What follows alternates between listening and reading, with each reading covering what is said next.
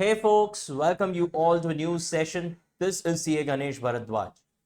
So in this session, we are going to do an in-depth discussion of the chapter-wise MCQs in financial management.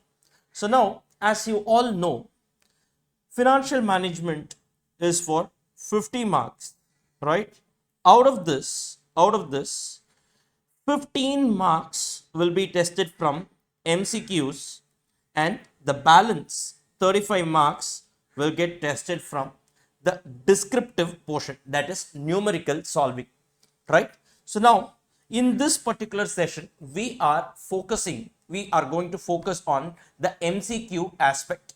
Now sir, what are all the chapters we are going to cover? Now first, this is the syllabus. As per our institute study material, we have 9 chapters in financial management, out of which the first 2 chapters are purely theoretical chapters and the remaining 7 chapters are practical chapters, right? Now in this particular session we are going to cover the MCQs of all these practical chapters.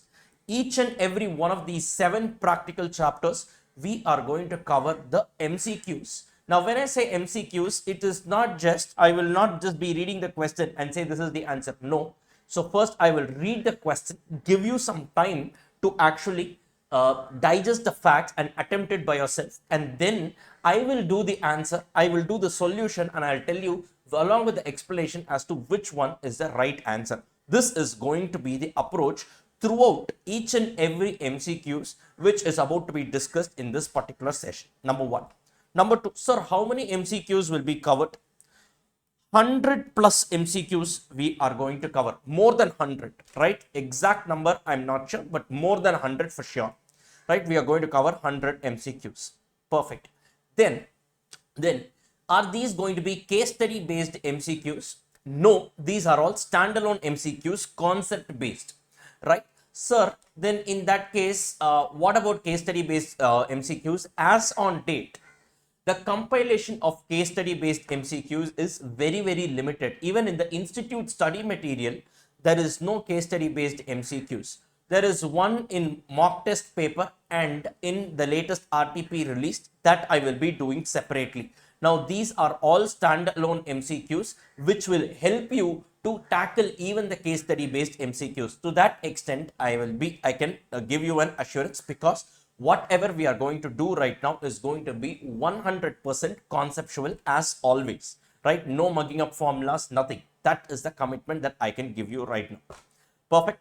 Clear with this. Now this MCQ is actually such a very important aspect, and not just that, it is going to be a huge advantage for the students, because now there are 2 mark MCQs predominantly, and in FM you also have, I think, 1 mark MCQs. Now it saves a lot of time in your exam, and at the same time it is like a double-edged sword, like how we saw in leverages. It can work in your favor. If you know, you will get full 2 marks. If you do not know, then it will start working against you. You will be losing entire 2 marks. So my only request to you all is, when I read out a question, you also read it along with me in your mind. Then digest the facts and patiently attempt. Don't be in a hurry. That is very much important. Yes. And of course, another aspect, we will be covering 100% of all the MCQs that are present in our ICAI study material with respect to all the practical chapters. Entirely we will be covering, right? Every single MCQ given in the institute study material with the conceptual clarity, we will be doing it with in-depth discussion. That is what you are about to witness.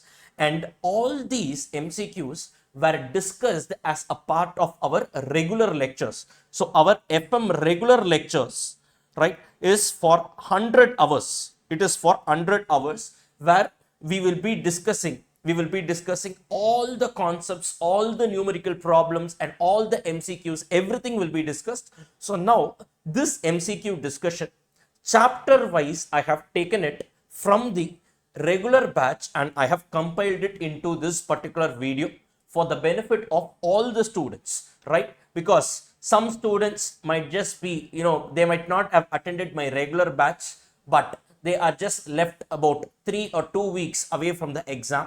So now they want to do this MCQ. Now for this purpose, they cannot buy the regular batch and all. Absolutely no problem. That's why I myself am compiling this into a single video and providing it to you all. Are you clear with this? So this is what we are going to see in this session. So once again, I'm telling you, this is going to be a game changer in your preparation for the upcoming exams, and for this session to be much effective, please read the question along with me, digest the facts and attempt it carefully. You have time, so don't be in a hurry to attempt it and get the answer. Clear with this, guys? So with this, let us get started with the MCQ discussion in this paper 6A Financial Management. Now let's quickly go to the MCQ section. Shall we, guys? Let's quickly go to MCQ section. So please go and take the respective page number. I don't know which page number this is. Right. So here we have mentioned it as chapter number 4. This 4 is as per the study material order. MCQ alone, I think we have given it as per study material order. It's okay, right? But this is ideally as per our handbook. This is the second chapter. Now, guys, shall we get started? Shall we get started? Quickly, let's get started. Now, I want answers like bullets. Quickly, it should come, right? First, which of the following is not an assumption? Read the questions carefully. Not an assumption of CAPM. Have we studied this? Yes. Assumptions, CAPM you have studied. Assumptions of CAPM? Not exactly. What we will do is read the options and see how far it is relatable, and which one is the odd one out, you do it like that. Clear with this? Now, which of this is not an assumption? The capital market is efficient. Yes or no? Is that an assumption? Yes, market capital is efficient. Investors lend or borrow at risk-free rate of return. That is, I told you, RF is what? The bank rate or Government of India bond rate. So if you want to lend and borrow outside market, this is the rate. Correct? Yes. Investors do not have the same expectation about risk and return. Is it correct or not? Is it a right assumption or not? Not a right assumption. In reality, investors do not have same expectation.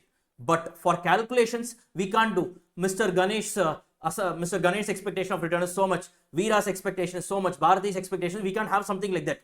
So we will assume that the expectation of all the return, the expectation of return, risk and return for all the investors are the same. That is the assumption with which we will work.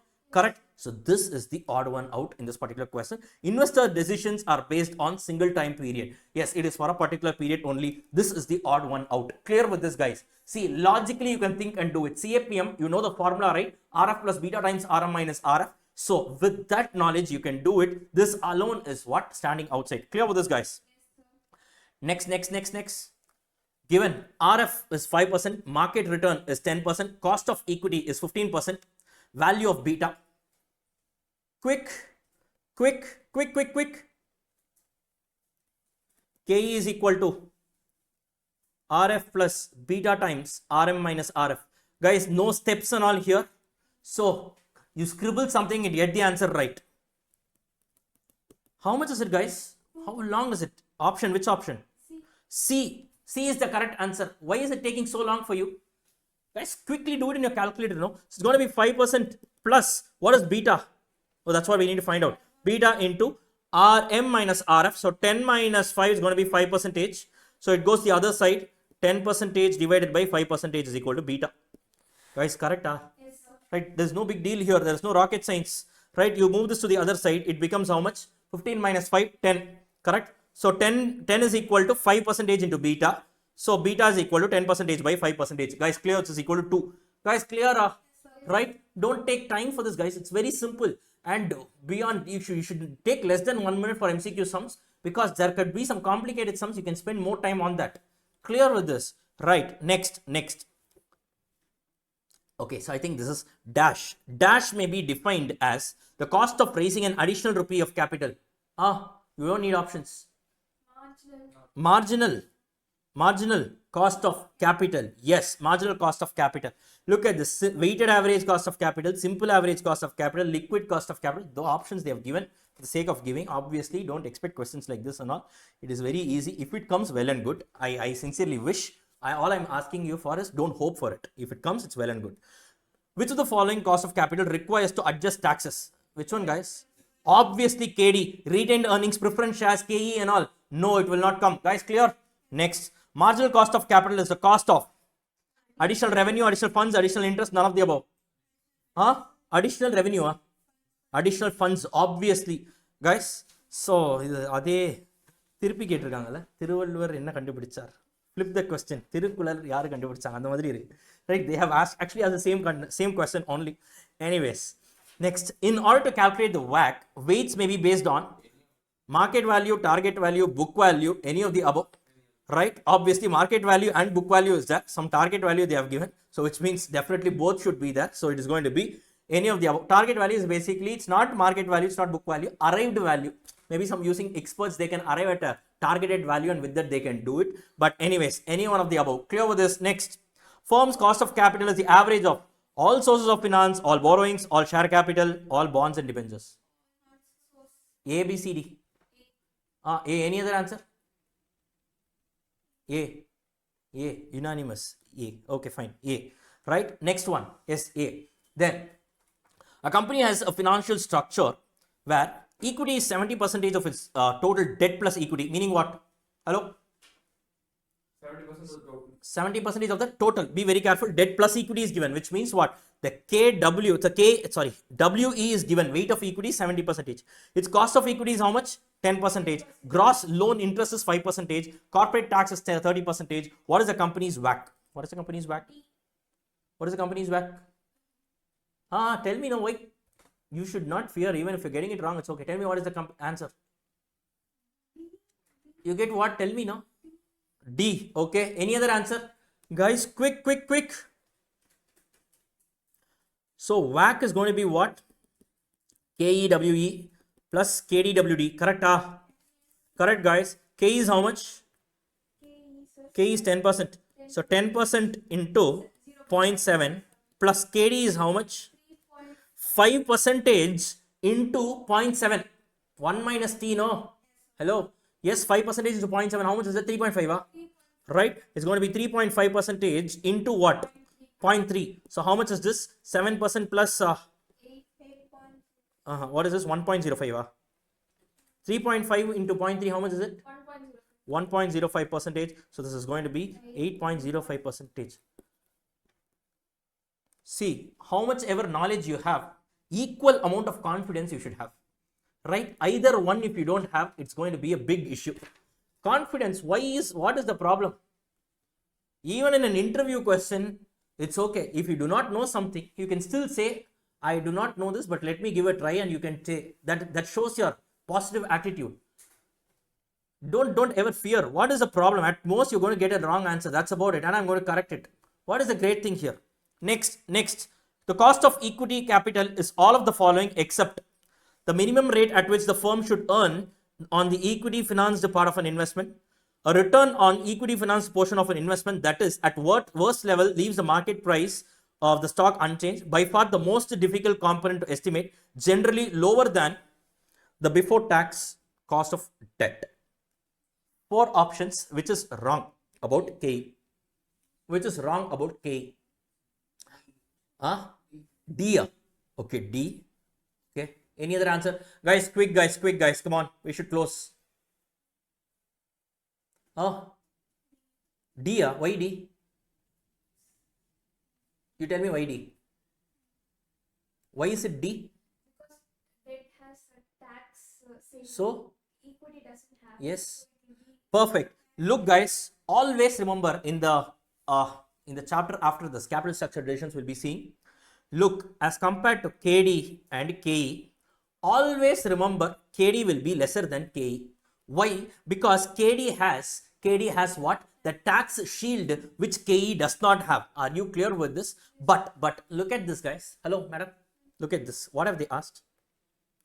Lower than before tax cost of debt only they have asked. They have not asked KD, they have not said. They have just said before tax cost of debt. Clear? Still the answer is correct. but it is less than before tax cost of debt is generally because, always remember, among all these things, among all the instruments, you tell me guys, which is the most riskiest investment from the viewpoint of investor? Equity. More the risk, more the return. Obviously, KE is a cost from the viewpoint of company, or return from the viewpoint of investor. Obviously, he will be expecting more than any other people. These guys are secured, no? These guys get guaranteed, secured asset. I'm not saying by way of collateral, no? These guys are guaranteed of their interest payments and all. These guys don't have any obligated payment. Obviously, this is a most difficult component of cost. I told you, it is complicated as compared to others. Why? Because it doesn't have any contractual payments and all. So others are all fine. But look at this. Generally, it is lower than before tax cost of debt. No, it is generally higher only. Are you clear with this? So this is a wrong thing. So that's why we need to correct this. So KE is generally more than KD. Next. What is the overall weighted average cost of capital when the firm has 20 crores in long-term debt, 4 crores in preferred stock, 16 crores in equity shares? The before tax cost of debt, preferred stock and the equity share capital 8, 9, 15% respectively. Assume a tax rate of 50%. So now tell me, this is going to be source. Okay, source is going to be what? Debt, preference share capital, equity share capital. Right? How much? 24, 16, total 40. Right? So what is going to be the weights? It's going to be 0.5, 4, this is going to be 0.10, this is going to be 0.40, right? You don't need calculator for this, guys, right? So what is the respective cost? Debenture, how much is it? 8 into 0.5, 4%. Don't forget that 0.5, right? That is 1 minus t is 0.5. Then this is going to be straight away 9%, this is going to be straight away 15%. Then whack. So it's going to be 2%. It's going to be 0.9%. 15 into 0.4. How much is that? 6%. 6%. So 8.9. 8.9% is the final answer. 8.9%. That's about this. What happened? Clear? Done. So literally we have finished the entire chapter in length and breadth. Right? Beyond this, I can tell you with a super confident level of assurance I can give you, beyond this nothing can come. If at all I'm not saying exact questions will come. Please remember, I'm not saying exact questions will come. If it comes, well and good. I'm saying there cannot be any concept beyond this that can be tested. If at all they're coining a sum also, it can be only out of the concepts that we have learned. In fact, for safety purpose, I have also covered certain things that till date have not been tested but still a part of your syllabus. Clear with this, guys? Beyond this, you need not worry at all in this particular chapter. Now tell me, guys, was this chapter easy or difficult? Easy or difficult? What does that mean? Nice. So that is the third option you're giving me. Okay, that was out of option, man. Anyways, right? Easy or difficult, whatever it is, but it is logical, which means that you can understand.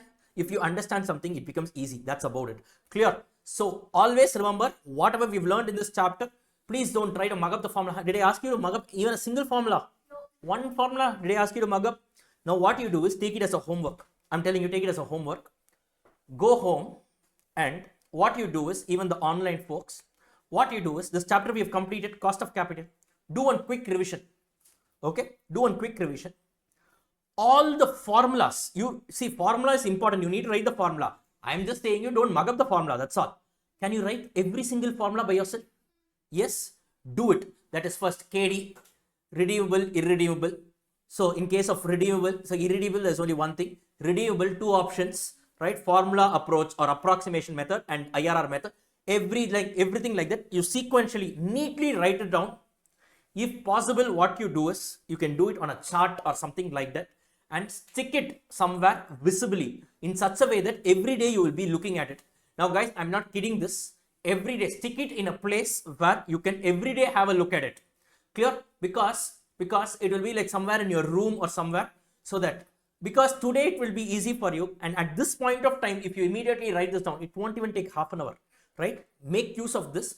Entire chapter will be summarized in a single chart, and right now, right from the day when you are writing it till the date of your exam, every day you will be seeing it, right? Subconsciously you will remember. Subconsciously you will remember. You need not even take the efforts in remembering the logic. Subconsciously it will come by itself. Even if you're sleeping, automatically you will say. That is the kind of thing, because our, you know what, there is a study that says that we are using only 5% of the entire capacity of the brain, which is 95% is still unexplored. Just imagine, with this 5% itself usage, we are able to make these kind of invention in mankind. Just imagine what we can do. We can do wonders. So I'm telling you, you bring it to your subconscious. The only way to do it is in a visible place, the place where you will definitely not miss out every day, right? You stick it there, but you do it by yourself, no printed and all. You write it in your own handwriting, right? You stick it somewhere. If possible, take a photo and send it to me on WhatsApp also, absolutely fine, right? Do this as a small homework. I'm telling you guys, it will take you the long run. This chapter short 10 marks every attempt. Past trend shows every attempt 10 marks. Very important chapter. This forms one of the core aspects of our financing decisions. Are you clear with this? So with this, I'm signing off in this particular session.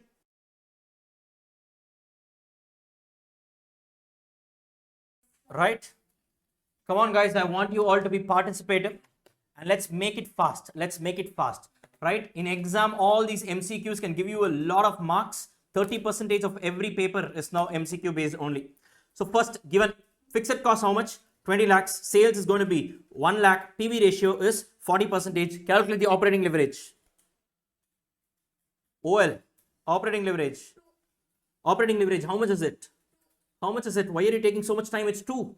How did you get? Contribution divided by EBIT. How much is your contribution? 40% into sales. So it's going to be how much?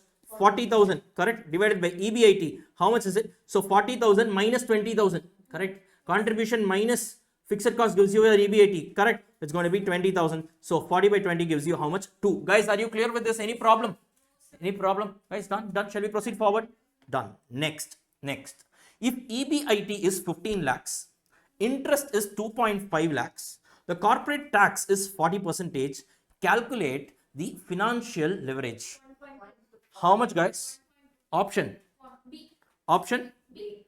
B. Option B. 1.2. This is nothing but EBIT upon EBT. Yes. Correct? So 15 lakhs divided by 12.5 lakhs. That is 15 minus 2.5. Tax and all is irrelevant. Are you clear with this? Are you clear with this? So how much is that? 15 divided by 12.5 gives you 1.2. Guys, clear with this, guys? Any problem? Any problem? Done? Shall we move to the next one? Yes, sir. Right. Fine. Look, we are giving a comprehensive coverage. I can assure you, beyond this, nothing can come. Beyond this, nothing can come. In terms of concepts, I'm telling you, don't ask me MCQ, sir. Maximum only this can come. In terms of concepts, I'm saying we are not doing some school exam and all. In terms of concepts, beyond this, nothing can come. You can be self-reliant. Any kind of question you can handle by yourself. Then, if the degree of, what is this? Yeah, the degree of operating leverage is 1.24. Financial leverage is how much? 1.99. How much is going to be your combined leverage? So just multiply the 2. How much is it? 3. So how much is that? D. 2.47. 1.24 into 1.99. Any problem, guys? Done? Right. Next. Operating leverage is calculated as... Oh my God, very difficult, no? Don't expect these kind of questions. If it comes, very good. I also hope that this will come. But don't expect and go in the exam hall, no? Fine. Expectation kills happiness. So, contribution divided by EBIT is your operating leverage. So, 4A. Then... Financial, oh my God. Financial leverage is what? B. B, sure. So PBT means EBT, profit before tax, earnings before, these are all one and the same. So don't say that, sir, you said EBT, now they have given differently. It's all one and the same only. Clear with this, guys? Fine. Then which of the following is correct? The only change is they have used all the 4 basic mathematical tools. So what you need to use? Obviously it is OL into FL. 6C answer. Correct, guys? Then, which of the following indicates business risk? Huh? Which one? Combined leverage. You take your notes. Take your notes. Take your notes. Take your notes. I asked there is something in the, which concept number what? Concept number?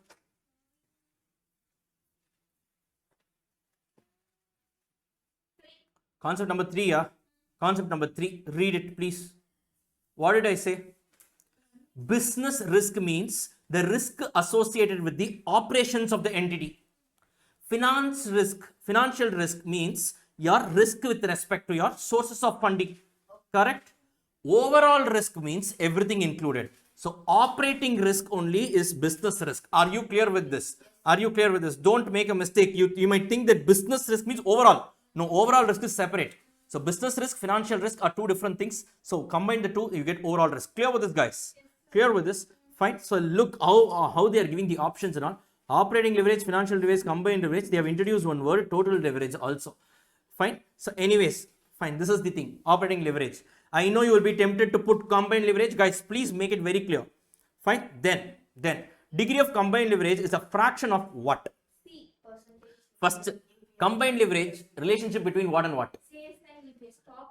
Top and bottom, sales and EPS only. So which means sales EPS. Is there anything? Sales EPS. Between B and C, which one?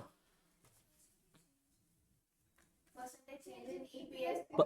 Percentage change in EPS upon percentage change in sales. Clear? Again, students get confused here. Be very clear about this. Percentage change in EPS on percentage change in sales. Clear? So because here also sales is there, EPS is there, you might get confused. Right? Remember the logic and all. So the movement of EPS upon the movement in sales.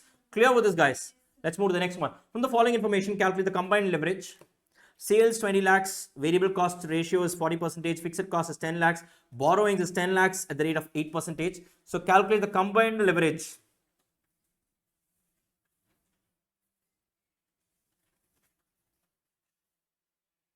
Combined leverage, guys. So sales minus variable cost gives you contribution minus fixed cost gives you EBIT minus interest gives you EBT, right? Nothing is there after this. So yes, okay, fine. Sales is 20 lakhs. VC ratio is 40% of 20 lakhs, 8 lakhs. So it's going to be how much? 12 lakhs is the contribution. Fixed cost is 10 lakhs, which means EBIT is how much? 2 lakhs minus interest 8% on 10 lakhs is how much? 80,000, 0.8. What happened, ma? Have I made a mistake? So it's going to be how much? 1.2 lakhs. Correct? So can I say yes? Contribution upon EBT is only going to be your combined leverage. Correct? So it's 12 lakhs divided by 1.2 lakhs. How much is it?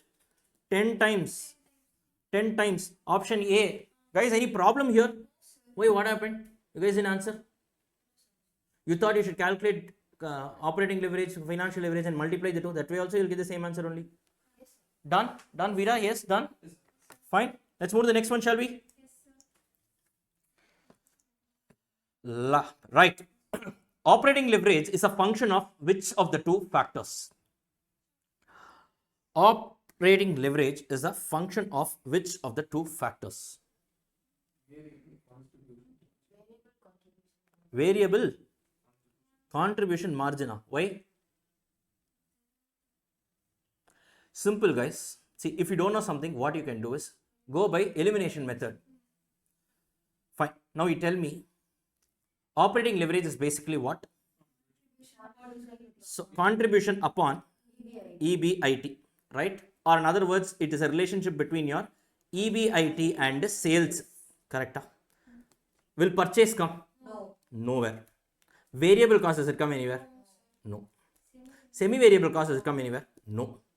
So variable contribution margin, or in other words, basically it depends on your contribution, right? Your contribution margin is nothing but PV ratio. Are you clear with this? Your PV ratio affects your leverages. Why? Because the moment happens, see, your increase in profit is purely because of the increase in contribution, and the increase in contribution is purely on account of your PV ratio. Are you clear with this? So that is the reason. See, even if it doesn't strike, immediately go by elimination method. Are you clear with this? This is how you need to do it. Next, financial leverage may be defined as A, B, C, D. Which one? D.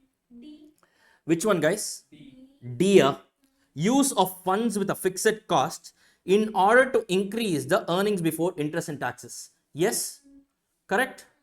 Correct? Everyone D? Everyone D? Read it carefully once again. Guys, read it carefully once again. Leverage means what?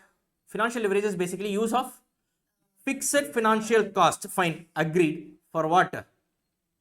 To increase your trading on equity. What is it?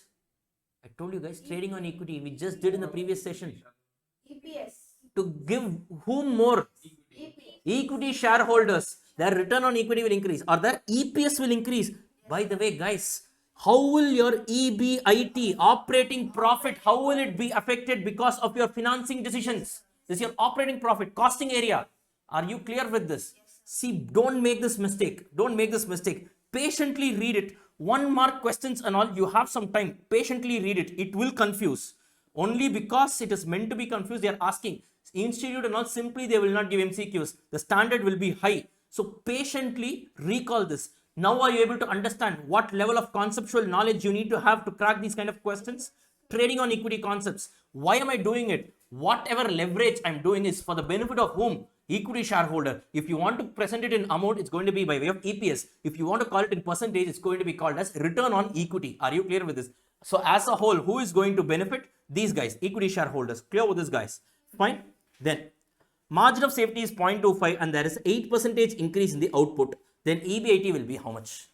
Margin of safety with which what you can do? Financial leverage. Margin of safety. Operating leverage. Madam, margin of safety has nothing to do with your finance part. Right? It's costing part only, no? So 1 by 0.25 is equal to what? 4. That is what?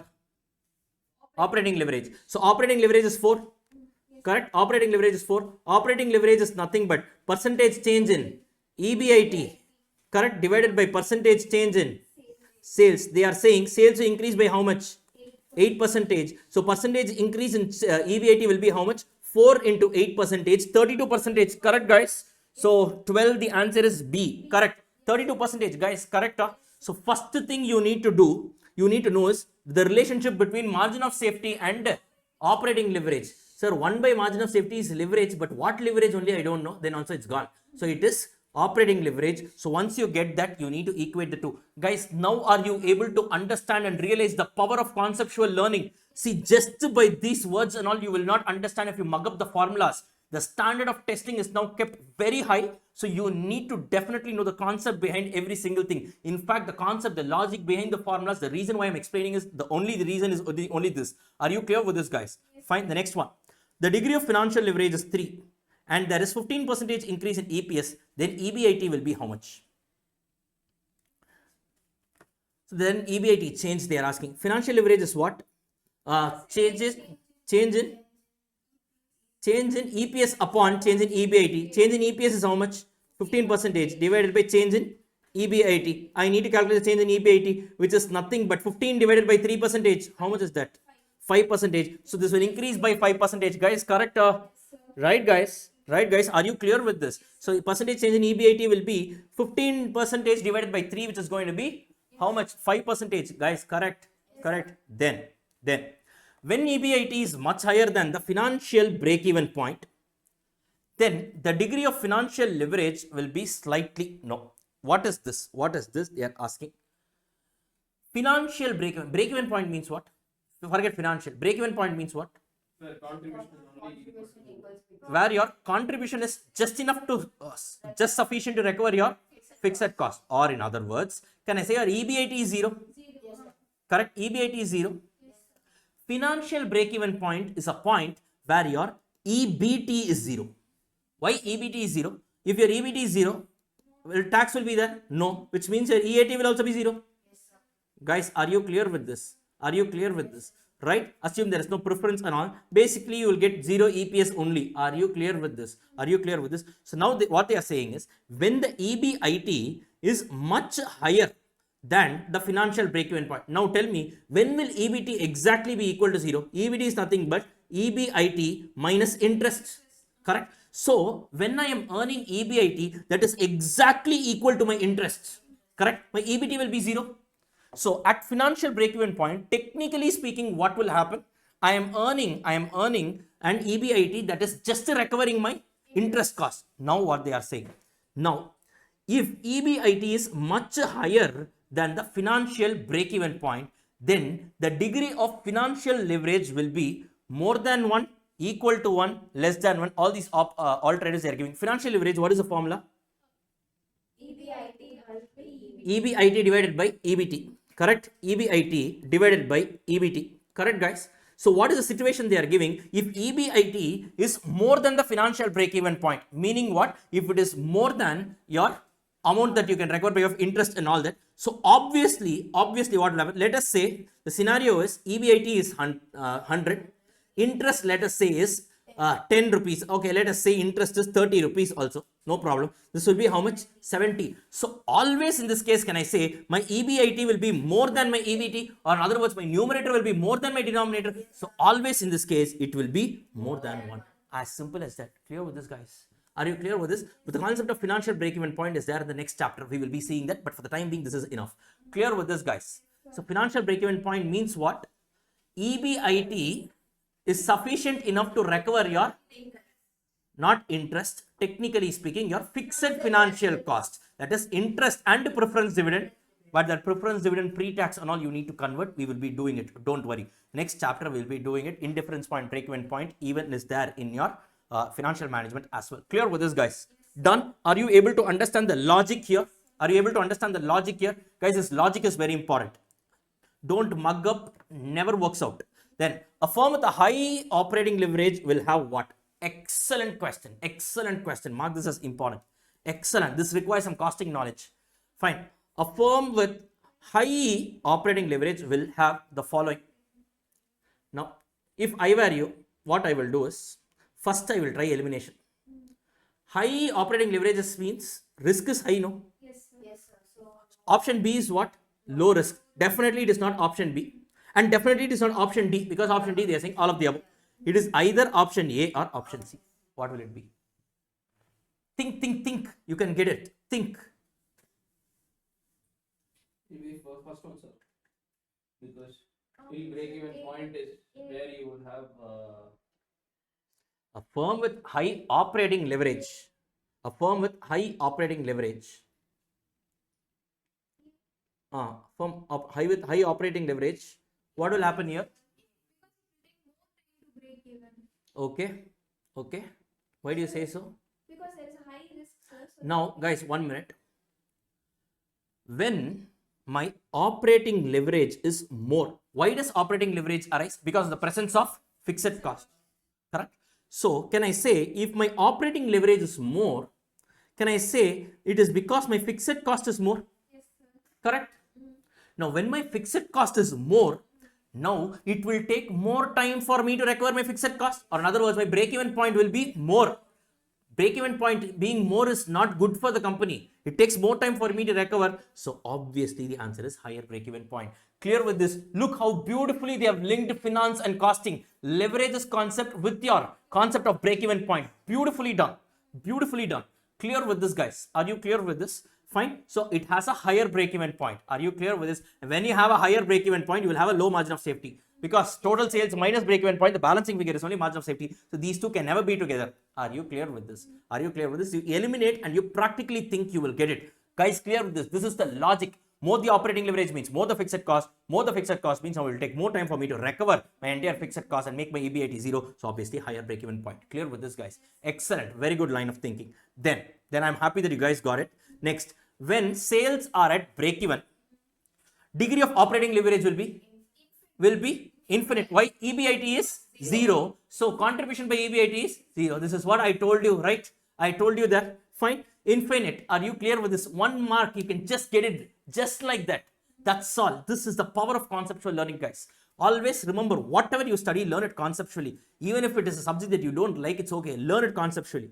Then, if degree of combined leverage is 3 and the margin of safety is 0.5, the degree of financial leverage is how much?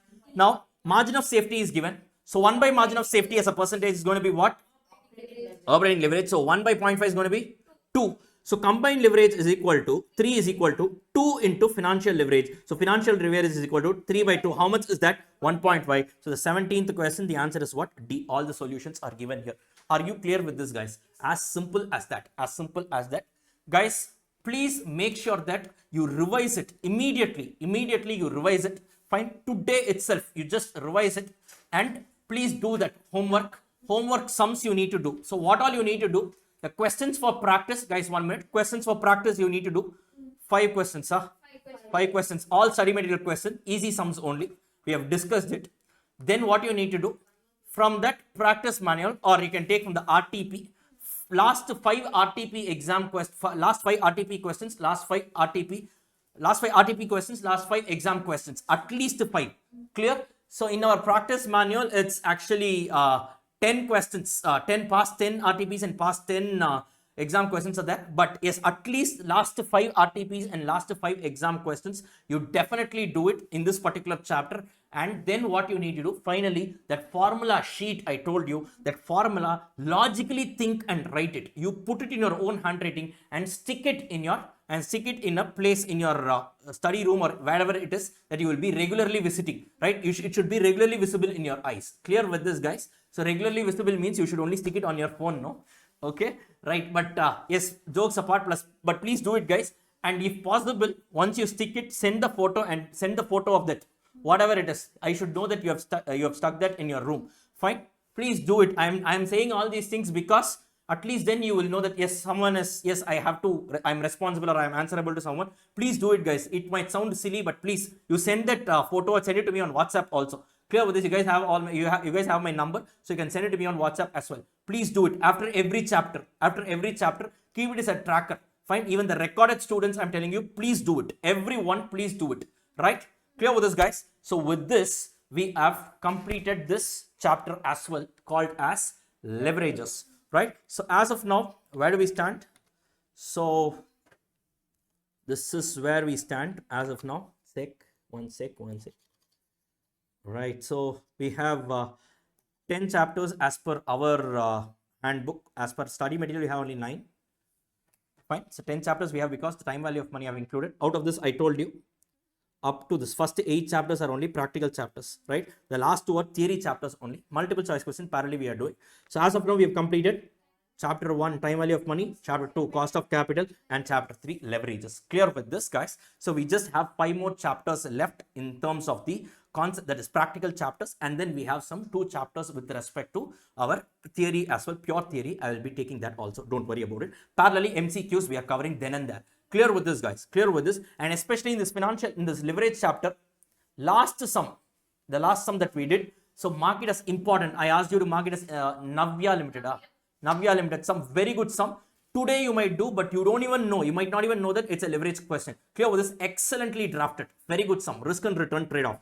Clear with this, guys? So now the next chapter that we'll be doing in the next session is going to be capital structure. Another beautiful chapter.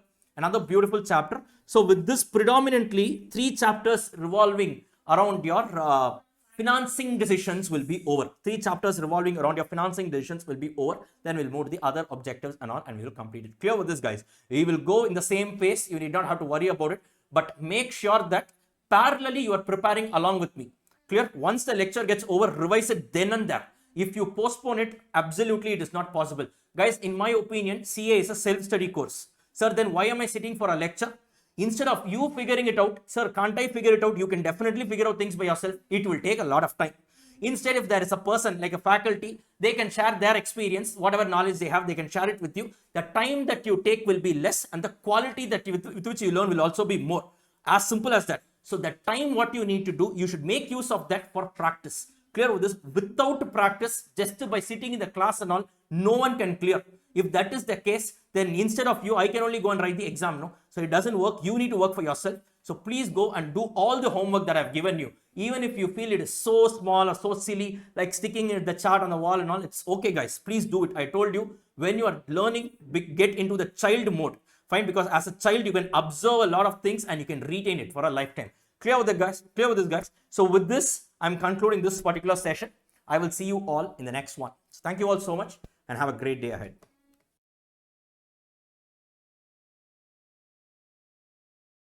Not include the following. So what does it not include? Capital markets are imperfect. Now, first, this itself is not correct. Correct? What we saw in all the approach says capital markets are perfect. Perfect means what? I told you. Markets are perfect.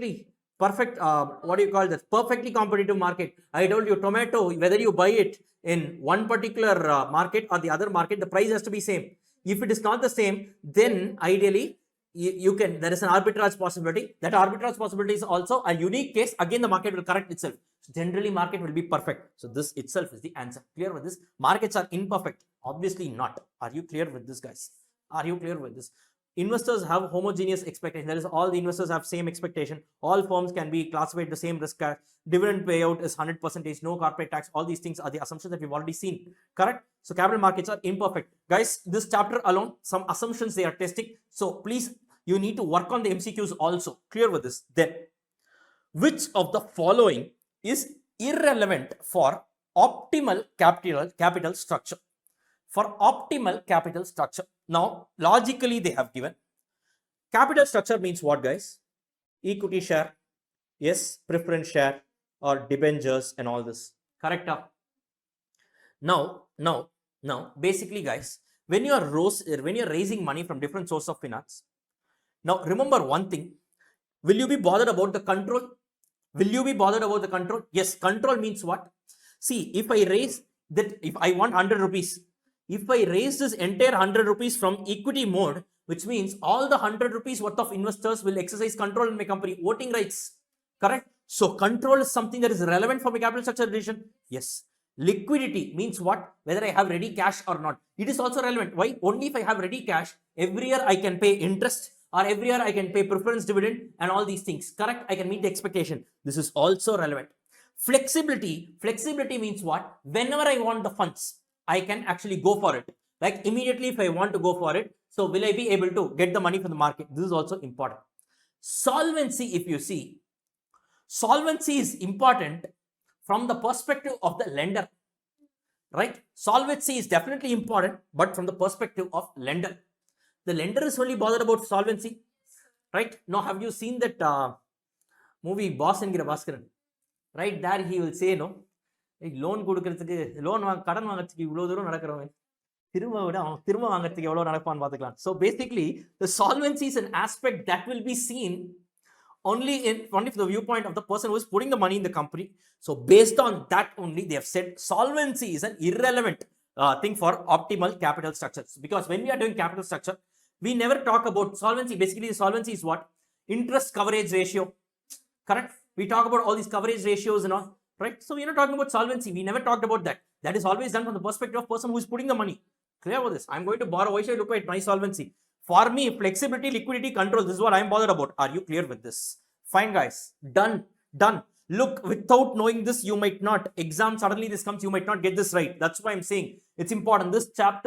In this particular chapter alone, the MCQs can get very, very tricky. Please practice MCQs separately.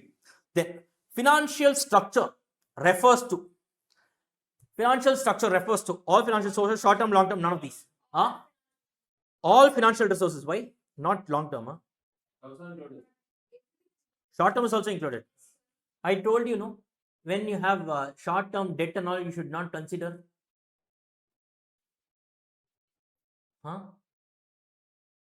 But the answer is right, all financial resources, because that is capital structure. This is financial structure.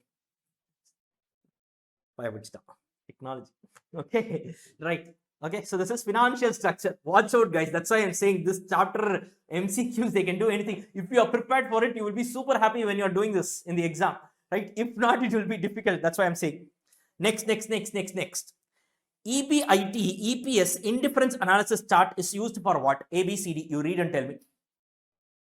EBIT, EPS, indifference analysis. Quick. Come on, guys.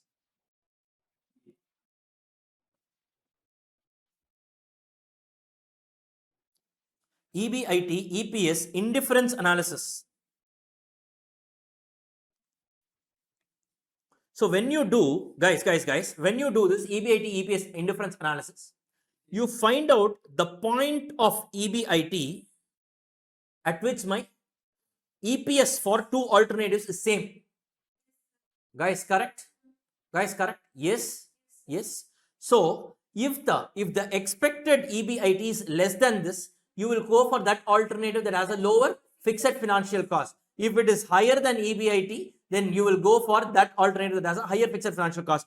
Basically, it shows what? It examines the EPS results for alternative financial plans at various EBIT levels. Correct? No? That is, at this EBIT level, you will see that only the alternative that has a lower fixed financial cost will have what? Higher EPS.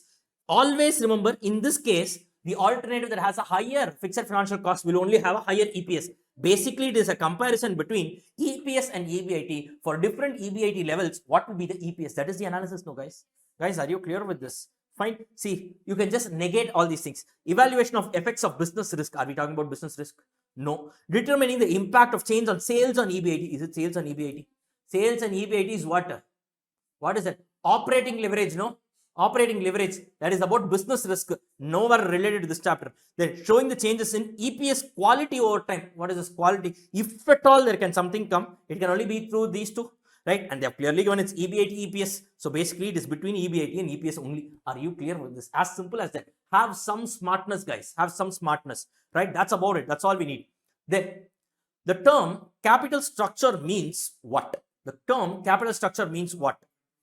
A, B, C, D.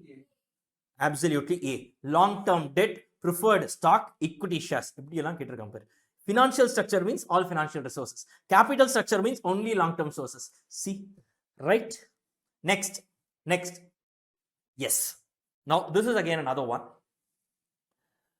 The cost of monitoring the management is considered to be A, B, C, D. Any guess? Cost of monitoring management is considered to be no. Next one, agency. Why agency cost? So tell me, why is it agency cost? Next best alternative. What is agency? You will think that principal agent. No, not like that. Fine. See, basically, guys, agency cost refers to a cost that arises because of the conflict between the debt holders and the management. The debt holders and the management. Debt holders and the management. Sir, what is this, sir? Now, a company has raised money through equity share capital, let us say, and debentures. Correct, guys? Now, these debentures holders, this is a theory area basically. These debenture holders, in company law, you have something called as debenture trustee. Why do you have debenture trustee? To protect the interest of debenture holders. Why should you need? Do you have any something called as equity shareholders trustee? You have no. Why? So because these guys are borrowers, they always have the fear that the top management is not equity shareholders. Management is the board of directors. The board of directors tend to generally please the equity shareholders. So they may take some decisions that are unfavorable to the debt holders but favorable to the equity shareholders. For this purpose, they want to regularly monitor the management. So the cost incurred with respect to the conflict arising between the debenture holders and the management. This cost is called as agency cost. Clear with this, guys? So don't think that agency is basically, agency is, yes, you can even say the principal agent. Trustee acts as an agent for the debenture holders, no? Right? So this debenture trustee, guys, correct? So they actually oversee whatever to the extent relevant. They can't go and question the company, why are you fixing selling price as 1 lakh rupees per car? No, if they all question that, that's all, they will be chased out. That is their business. To the extent it protects the rights of debenture holders, so they have some cost, and of course this cost needs to be incurred by the company only. It's a mandatory cost that needs to be incurred. Clear with this, guys? And why do we have these costs? These costs are incurred because of the conflicts that happen between the debt holders and the management. Clear with this, guys? Any problem here? No. Fine. Next. The traditional approach towards the valuation of a firm assumes A, B, C, D. Which one is correct? Traditional approach towards the valuation of firm assumes dash.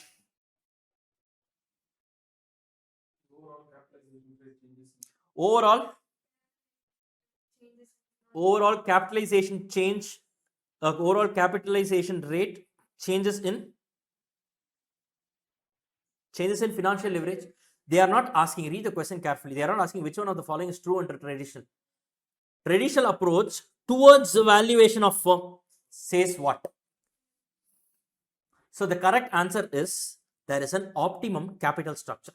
I told you, right, traditional approach, you have 3 phases, correct? And I told you that optimum capital structure lies between phase 1 and phase 3, correct, guys? So towards the value, optimum capital structure means what? That maximizes the value of the firm, correct? No? Guys, are you clear with this? This is what they are expecting. Yes, no doubt, this is also correct. This is also correct, right? But towards the valuation of firm, the answer they are expecting is this. Are you clear with this, guys? Clear with this, guys? That's why I said in this chapter, MCQs can be really tricky. It can be really, really super tricky. Practice MCQs like anything in this chapter. Once again, keep doing it till the time you get it. I'm giving you the logics and all. I hope you guys are scribbling it somewhere. Next, the market values are often used in computing the WACC because A, B, C, D.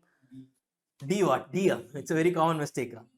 8B. This is consistent with the goal of maximizing the shareholder value. Obviously, the book value will be something, market value will be something else. Market is always the king. Market value represents the value that the people outside are willing to pay. Are you clear with this? Perfect. Very good. Next, ninth. A firm's capital structure A, B, C, D. That's all is given. A firm capital structure. First, you remove the wrong alternatives. Have 50-50 option. From that, you pick. Come on, think. What is this? This is simple. A firm's optimum capital structure. When will it happen? Cost of equity. 1 second. 40% debt to 60% equity. Can you tell? Always. No. When the debt equity ratio is 0.5, can you say always? No. When cost of equity is minimum, you cannot say this is only the right answer. No. It happens on the debt equity ratio. It happens in that debt equity ratio that results in the minimum WACC. Correct, guys? Yes. What is the great deal here? Fine. Next. Capital structure of a firm influences the following. Which of the following? Capital structure of the firm influences risk, return, risk and return, risk but not return. C. Yes, both risk and return. Clear with this? So basically capital structure refers to what? Debt equity mix. So debt equity mix, as you infuse more debt, it is more risky, but at the same time you can get more return also. Clear with this, guys? So it affects both the risk and return. Clear, guys? Next. Consider the below mentioned statements. Statement number 1.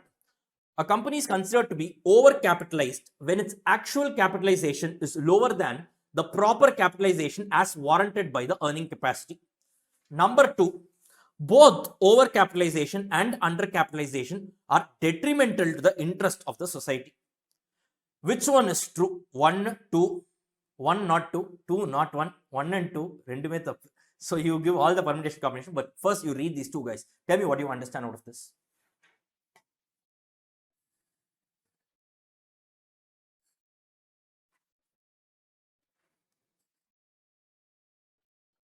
Simple. First, I'll tell you. Look. A firm requires, let us say, a capital of only 100 crores. Now, if they raise a capital of 120 crores, is it good? Is it good? I need a capital of only 100 crores. I require an investment. For investment purpose, I need 100 crores. If I raise 120 crores, unnecessarily for this extra 20 crores, I'm bearing some cost. Correct? No, sir. I am only raising 80 crores, which is under capitalization. Now you tell me, is this good? This is also not good. Why? Because I will not be able to explore my full potential. So, both over and under capitalization are detrimental to the interest of society. Basically, they are using the word society because it is like all the stakeholders. Are you clear with this? This is definitely true. Correct, guys? This is definitely true. Correct? Yes, sir. Both of the detrimental means what? Detrimental means negative. Detrimental. Correct? Fine. So, definitely you can remove these two options because these two options says it's false. Correct, guys? Fine. Now, what is this? A company is considered to be overcapitalized when its actual capitalization is lower than the proper capitalization as warranted by the earning capacity.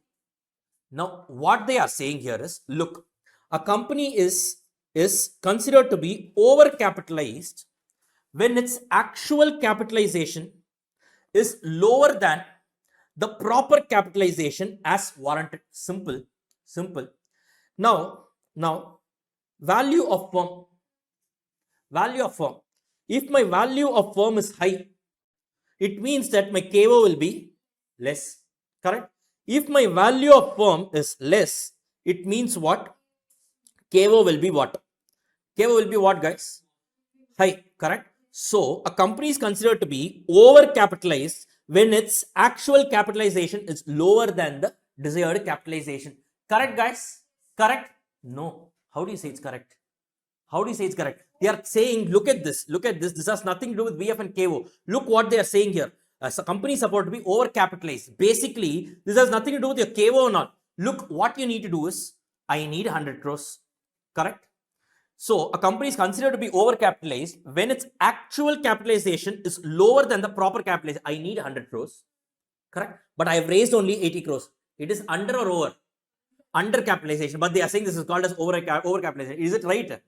Absolutely false. So that's why first one is false, second one is true. B is the correct answer. Clear, guys? So immediately if you look at the word capitalization and all, don't just go, oh my god, what is this? Simple. Capital means finance, that's all, right? So the company considered to be overcapitalized is considered to be when its actual capitalization, actually I'm raising 80 crores, is lower than the proper capitalization. I should have raised 100 crores. This is a scenario of undercapitalization. But they are saying this called as overcapitalization. True or false? Absolutely false. So the first one is false. The second one is true. So obviously this one, option B, only holds good. Clear with this, guys? Next, number 12. A critical assumption of NOI approach to valuation is A, B, C, or D. C. It is correct. That is, in NOI approach, that is store tax, KO remains constant regardless of changes in leverage. Leverage means what? Weight of debt, I told you in this case. Clear with this, guys? No other thing. Dividends increase at a constant rate. Who saw? We didn't see all these things. Debt and equity levels remain unchanged. Is it so? No. How it? Equity will change. This is KD.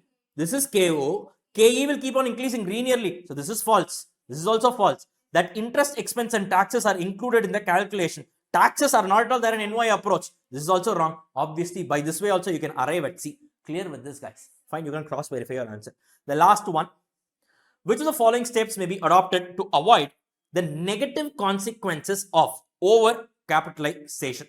So which of the following steps may be adopted to avoid the negative consequences of over capitalization?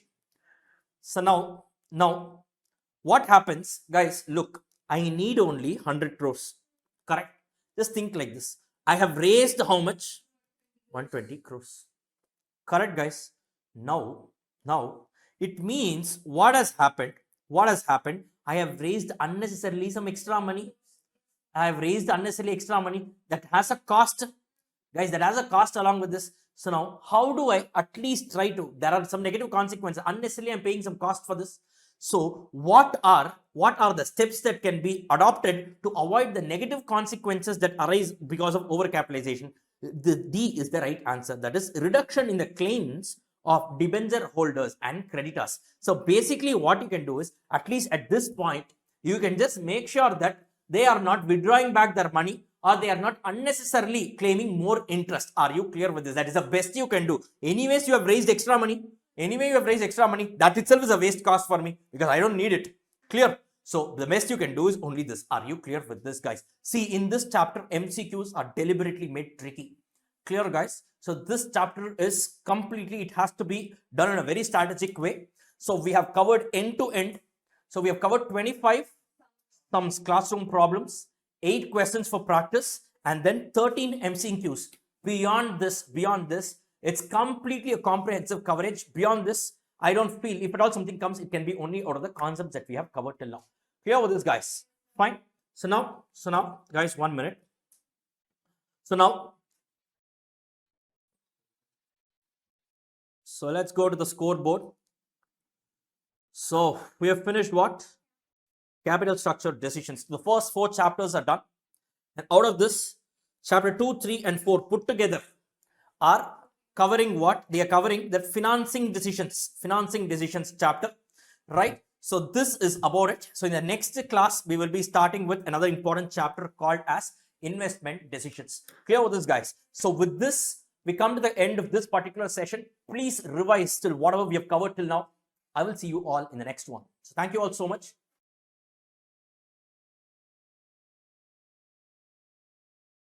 Okay, guys. So now time for MCQs. Shall we get started? Yes, sir. Done. Quickly, let's finish off. Just see the level of conceptual clarity that you will be having when you're solving this investment decisions. Very simple, guys. Only in that capital structure things might get a little tricky because I may test you on the assumptions and all. This particular chapter, whatever we have learned, that only we are going to do it here. Now, guys, quickly, guys, let's do it. A capital budgeting technique does not require the computation of cost of capital for decision making purposes. So, which of this technique will not use discount rate? NPV, will it use? NPV use. IRR, will we use? It is being compared. We compare it for decision making purpose. That's why they have asked. Computation of IRR doesn't need discount rate, but for arriving at a decision, you need it. MIRR, you need it for calculation itself. You push everything to terminal value. You remember that. So obviously, it's the payback period. The first question, 1D is the answer. Clear with this, guys. Answers are there back at the back of the book itself. That is not the criteria. Discussing, the learning process comes by way of discussion. Next, if two alternate proposals are such that the acceptance of one shall exclude the possibility of acceptance of another, then such decision making will lead to what? Mutually exclusive decisions. As simple as that. That's all. Clear, guys? See how simple it is. Then, in case a company considers a discounting factor higher than the cost of capital for arriving at the present value, the present value of cash inflows will be what? So, there is a particular cost of capital. There is a particular discount rate. Let us say 10%. But if I take the discount rate at 12%, what will happen to my, if I increase my discount rate, what will happen to the present value of all my, what will it be? It will be less, more, equal, none of the above. How can none of the above be happen? This is anyways ruled out. Huh? If you increase the denominator, obviously your discount rate, if you increase, the present value will be less. Are you clear with this? 3A, it will be less than those computed on the basis of cost of capital. Clear, guys? If the cutoff rate means what?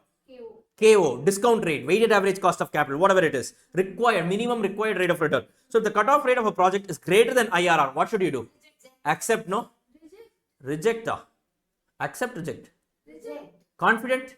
Very good. So when the WACC is greater than, obviously your cost is greater than your return, rejected. Clear, guys? This is the power of conceptual learning. Clear with this, guys? Fine. Look at this. Accept, reject. Be neutral. Then wait for IRR to increase and match the cutoff rate.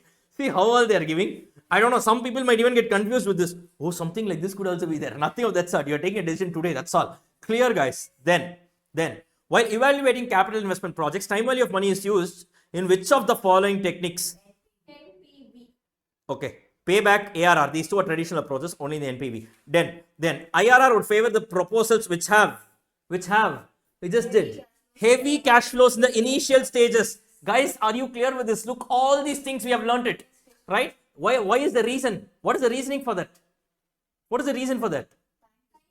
Time disparity, but I told you the underlying assumption is the reinvestment at IRR rate. So since the IRR rate at reinvestment we are taking heavy cash flows the initial year itself, so obviously you will be able to, overall present value will be more. Are you clear with this? Yes. Next, the reinvestment assumption. Now they are asking, in case of IRR techniques, assumed what? Assumes what? Cash flows are invested in the projects at IRR rate. Are you clear with this? These are all conceptual, guys. Students mug it up. For some reason they mug it up. I don't know why. So suppose the same question, instead of IRR, I'm giving at NPV. Then what will you do? Then I will say it gets reinvested at cost of capital. Marginal cost of capital. No, it's not there. Cost of capital only. Clear with this, guys? Are you clear with this? Yes, in this sum, it's going to be IRR only. So IRR rate. Multiple IRRs, when will it be obtained? When there is another investment during the life of the project. Read this, A, B, C, D. Which one of the four? What? None of the four. Read it fully.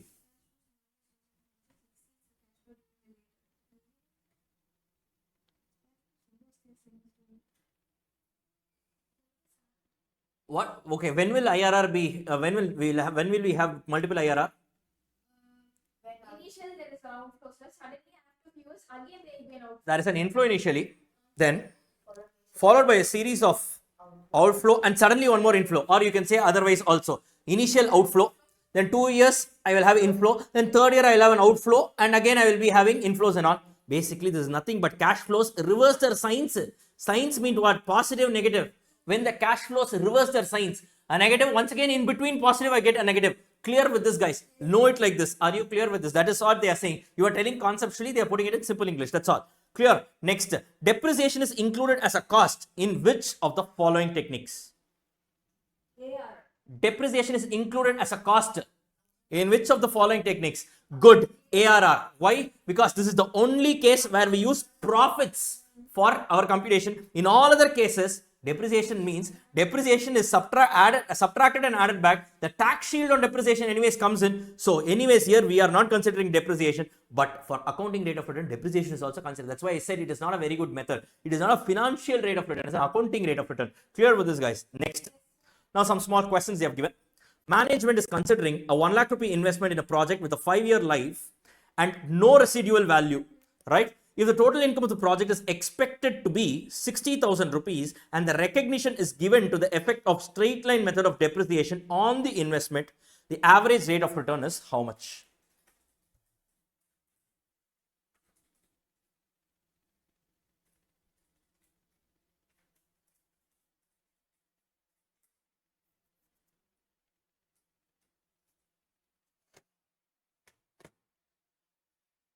Average rate of return means what? Accounting rate of return. What is the big deal, guys? How will you compute? One half of initial investment minus average value. Average profit divided by average investment. If you take average profit divided by average investment, so what is your average profit? 60,000 by 5, how much is it? 12,000. What is my average investment? 50,000. So what's my average investment? So half of this 50,000, correct? So what will be the rate? 24%. What will be the rate? 24%. Clear? But if I take initial investment, it will be how much? 12,000 divided by how much? 1 lakh. How much is it? 12%. Both the options are given, no? Both the options are given. Even I don't know why they have selected option B, but I am not at the liberty to tell you. In my opinion, answer A is also correct. They themselves have given 3 versions and all. We did know, right? Then what? I don't know, but they have given option B as the correct answer. I think it's option B. Yes, they have given option B as the correct answer. My opinion, both are correct. A or B, it could be. Clear? Fine, guys. Done. Any problem? Shall we? Right? This depreciation and all is not required. Anyways, it has been considered while arriving at this total income. Clear, guys? Any problem? No, sir. Fine. Next. Assume cash outflow equals 1,20,000 followed by cash inflow of 25,000 per year for 8 years and the cost of capital is 11%. What is the NPV? Tell me, guys. Initial outflow is how much? 120. Every year cash inflow is going to be how much? 25,000. 8-year present value interest factor annuity. How much is it? 25,000 into present value interest factor annuity. So you got the final answer. Huh? So what is the answer? 8653. 8653 is the correct answer. So into present value interest annuity factor for how many years? So 11%, 8 years. From this you need to subtract what? 1,20,000. You get the final answer as 8653. Guys, are you clear with this, guys? Done. What happened, madam? Yes, you're getting it. You're able to understand, right? We'll just finish off quickly, right? Then what is the IRR for the project having cash flows of 40,000 per year for 10 years and a cost of so and so rupees? So IRR for a project having cash flows of 40,000 every year for 10 years and a cost of 2,26,000. I guess this is, yes, 2,26,000. So now what is it? How will you find out? So basically you'll say, so 2,26,000 is equal to 40,000 into present value annuity factor of I don't know how much percentage for 10 years, correct? Or in other words, it's going to be 226,000 divided by 40,000. How much is this? 5.65. 5.65. So 5.65 is the annuity factor for which rate? You will have to go to the table and check. So we have the table here. Appendix. Yes, you have. Go to the annuity table, present value annuity table. So present value annuity table, you have, ideally they will give. If not, you can also do it by yourself. 1 second, guys. That's the present value annuity table. Yes, interest factor annuity. What was the amount that we got? 5.65. How many years? How many years? The rate is 10 years. Okay, so 10 years. 5.650. So here you get, so for 10 years it is going to be 12%. So clearly how much is this, guys? So it's going to be 12%, right? Right? So here it's going to be 12%.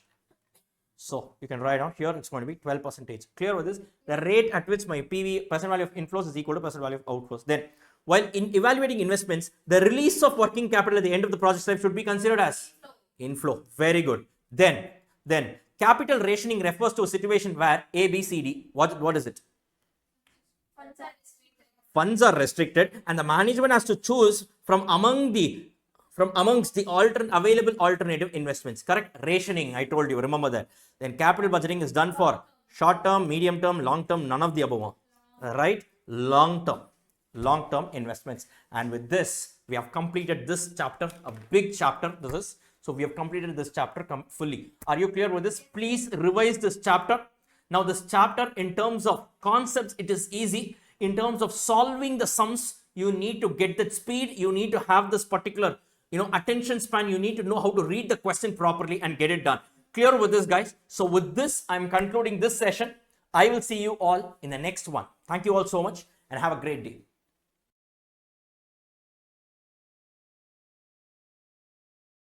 Shall we, guys? Shall we? Yeah. Okay, done. Let's get started. The credit terms may be expressed as 3 by 15 net 60. This means that 3% discount will be granted if the customer pays within 50 days. If he does not avail the offer, he must make the payment within 60 days. Correct or wrong? Obviously, it's correct. We know this. Guys, clear with this. Next, move to the next. That's all. The term net 50 implies that the customer will make the payment exactly on the 50th day, before 50th day, not later than 50th day, none of the above. Which of these three? Not later than 50. Huh? So you need to pay on or before 50th day, right? On or before. Okay, here they are saying exactly on. Here they are only saying before. So the better word is not later than 50 days. Both is one and the same. So C is the best answer. Clear with this, guys? Are you all able to understand this jargons? Right? Fine. Next, trade credit is a source of, just now we studied, spontaneous source of finance. That's about it. Next, the term float is used where? In which management? Cash management. See, guys, that's about it. This is the reason why I also touched upon a few theory areas. William J. Baumel's model of cash management determines the optimum cash level where the carrying cost and the transaction cost are? Minimum. No, they are not minimum. They are minimum, is it? Yes, sir. Root of 2. So, one second. So, this, they are equal, no? So, the carrying cost and transaction cost should be equal. Okay, it represents, okay, your total carrying cost and transaction cost should be kept minimum. That is, it refers to the optimum amount of cash balance that needs to be maintained in order to make your total relevant costs minimum. So it is a point where your carrying cost and transaction cost is kept minimum. Yes, it is minimum only. So I got confused with that equations. No, you are right. It is minimum only. Right? Next, number 6. In Miller-Orr model, the upper limit, so the lower, upper and return point of cash balance are set out. Only upper and return point, only lower and return point, none of these three. Which is correct? All the things, sir. So in Miller-Orr model, what did we see? We saw Z. Yes. We saw H. Z was there, H was there, O was there, right? So the upper point was H, lower point was O, Z was the return point. So obviously it's A. Clear with this, guys, right? If we did not do that, see, look at this 1 mark. That's all it is. Little bit of knowledge and that's about it. Clear with this, guys. Next, working capital is defined as what? Current asset. Excess of current assets over current liability, obviously. Next, working capital is also known as circulating capital or fluctuating capital and revolving capital. The aforesaid statement is true, incorrect, cannot say. Okay, so this cannot say is definitely not there. True, correct or incorrect? What does it seem? You tell me. Working capital, it keeps churning, it keeps circulating. So obviously this is correct only. Clear with this, guys? I told you, I just need to start my cycle, right? Just imagine this like you're pedaling of your cycle. The first pedal you push, remaining it will automatically rotate by itself. Are you clear with this? Similarly, only the first push is required, then the cash released from the first cycle will be used by the second cycle, then third, fourth and fifth and so on. This is correct. Next, guys, the basic objective of working capital management is, so what is this? Optimum utilization of resources for profitability. Is it correct? Are we talking about profitability here? No. To meet the day-to-day current obligations. This looks correct. Let's see. Ensure marginal return on current assets is always more than cost of capital. No. Select any one of the above statement. Okay, right. So they had to fill up. So obviously this is B. The term gross working capital is also known as gross working capital. That's all. It's going to be investment in current assets. 10C. Clear with this. Next, the term net working capital refers to the difference between current asset minus current liability. Oh, correct or false? Okay, look at the crazy things that they've asked. Correct, incorrect, I cannot say. Okay, okay, fine. Next, the term core current assets was coined by, okay, this was coined by Tandon Committee. I told you, the Tandon Committee and Chore Committee, these two are, now they have removed it. I don't know why they have removed it. I told you right there, they say out of the current assets, reduce some 50 percentage, not exactly, I don't remember it, since it is very old and all, now it's not practically followed. Reduce 50 percentage of current asset, and on this only I will reduce the current, look at the amount they are going to fund. This amount is called as core current asset. That is the current asset minus some amount is called as core current asset. This is what the Tandon Committee norms they have issued and all, right?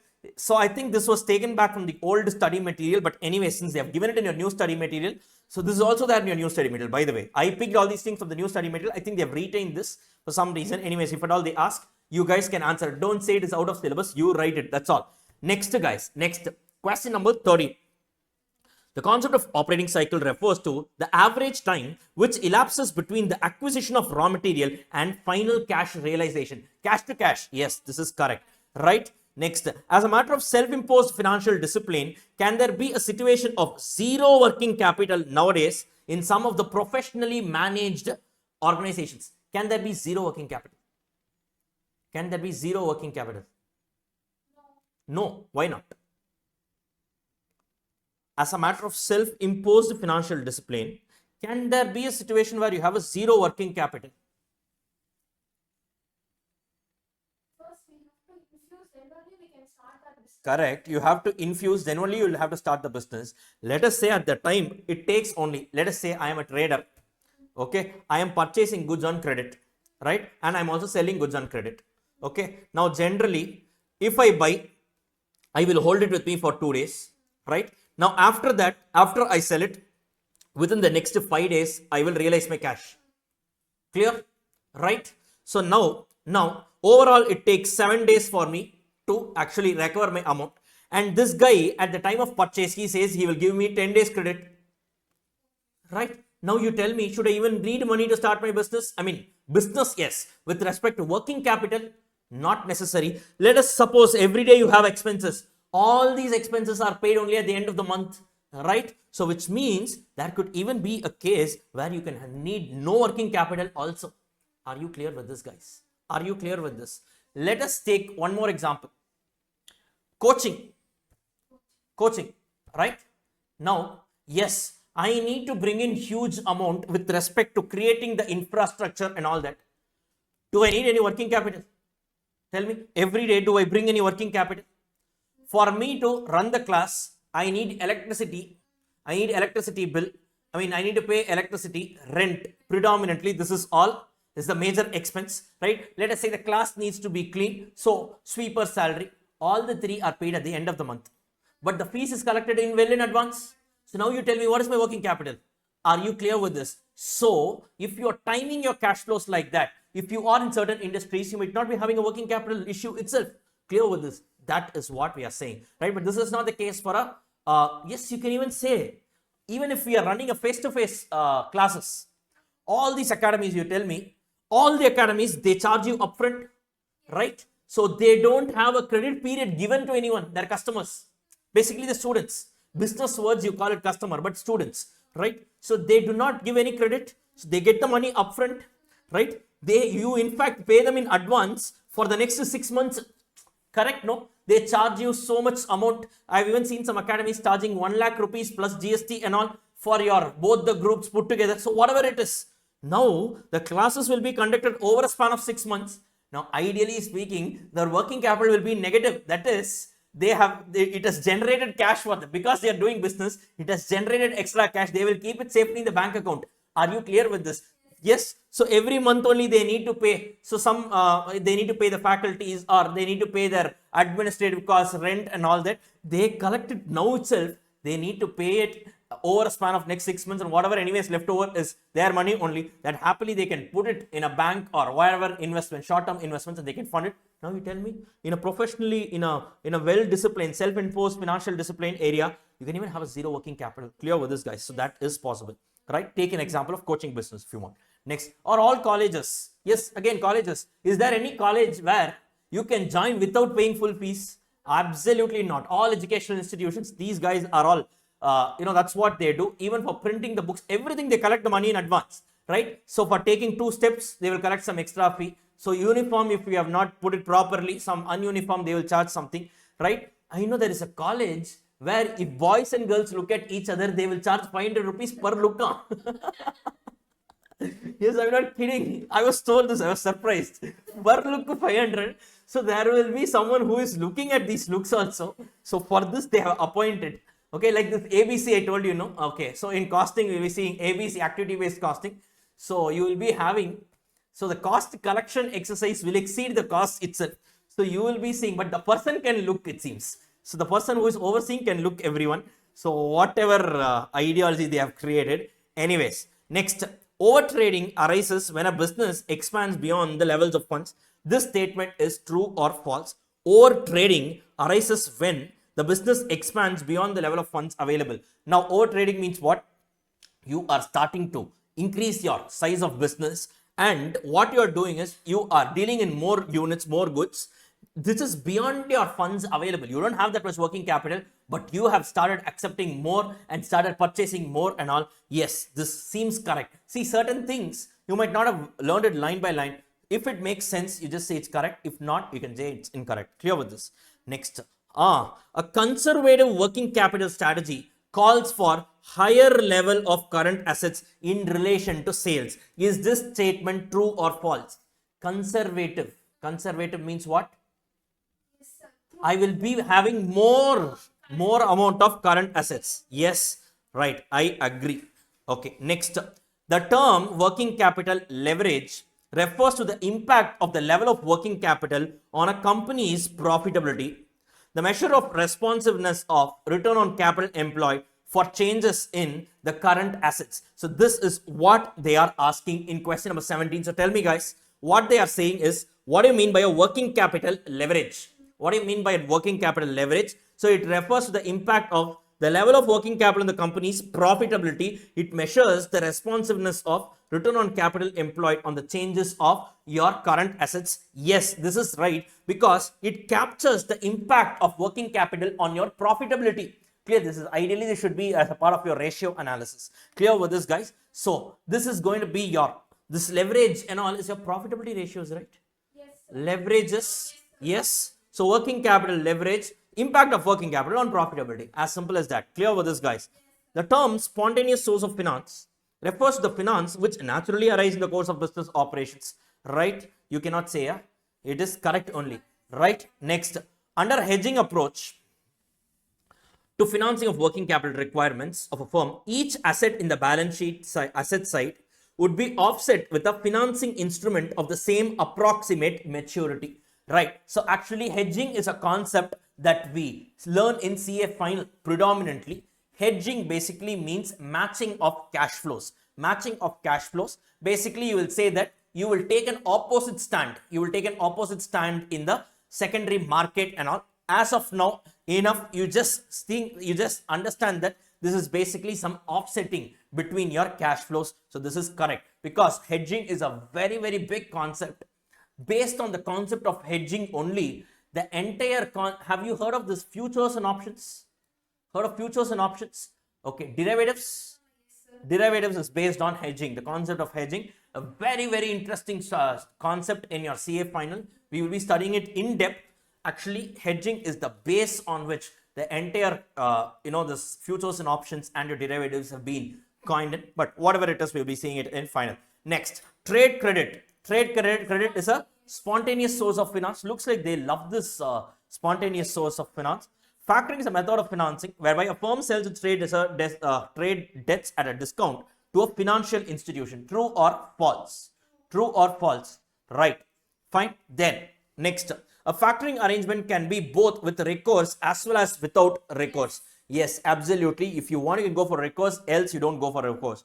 Then, a bank financing of working capital will generally be in the following term: cash credit, overdraft, bills discounting, bills acceptance, line of credit, letter of credit, bank guarantee. Okay, fine. What kind of question? Yes, it is. Yes, I agree. Then 24th question. When the items of inventory are classified according to the value of usage, the technique is known as, ideally, this is a part of your costing, material cost. So inventory management, they asked you to refer your costing, no? ABC analysis. ABC analysis means what? A stands for most high value items, B moderate value, C is going to be your low value items. Clear with this, guys? Next, when a firm advises its customers to mail their payments to special post office collection, what is this? Lockbox system. Clear with this, guys? That's about it. That's about it. So with this, we have also finished this beautiful chapter called as working capital management. A very big chapter, but we have broken it down into small pieces. Now guys, please take up your practice manual. Do the past 5. I have given past 12 exam questions and past 12 RTPs. You at least do past 5 exam questions, past 5 RTPs, and then you go to the remaining questions and all. Now with that, you guys are completely sorted for your financial management. Clear with this, guys, right? So now we are just left with 2 more chapters. Ideally, these are nothing but your theory chapters. Not much of value addition I can make, but to whatever extent I can make a value addition, I will make it. For example, this line of credit I explained to you, no? Like that, whatever is possible from my side, I will do it. So now we have finished the first 8 chapters. We are just left with 2 more chapters, both of which are theory. With respect to numerical problems, we have covered every single numerical problem in the subject, and parallelly we have also covered all the MCQs of the 8 chapters that we've just concluded. Clear with this, guys?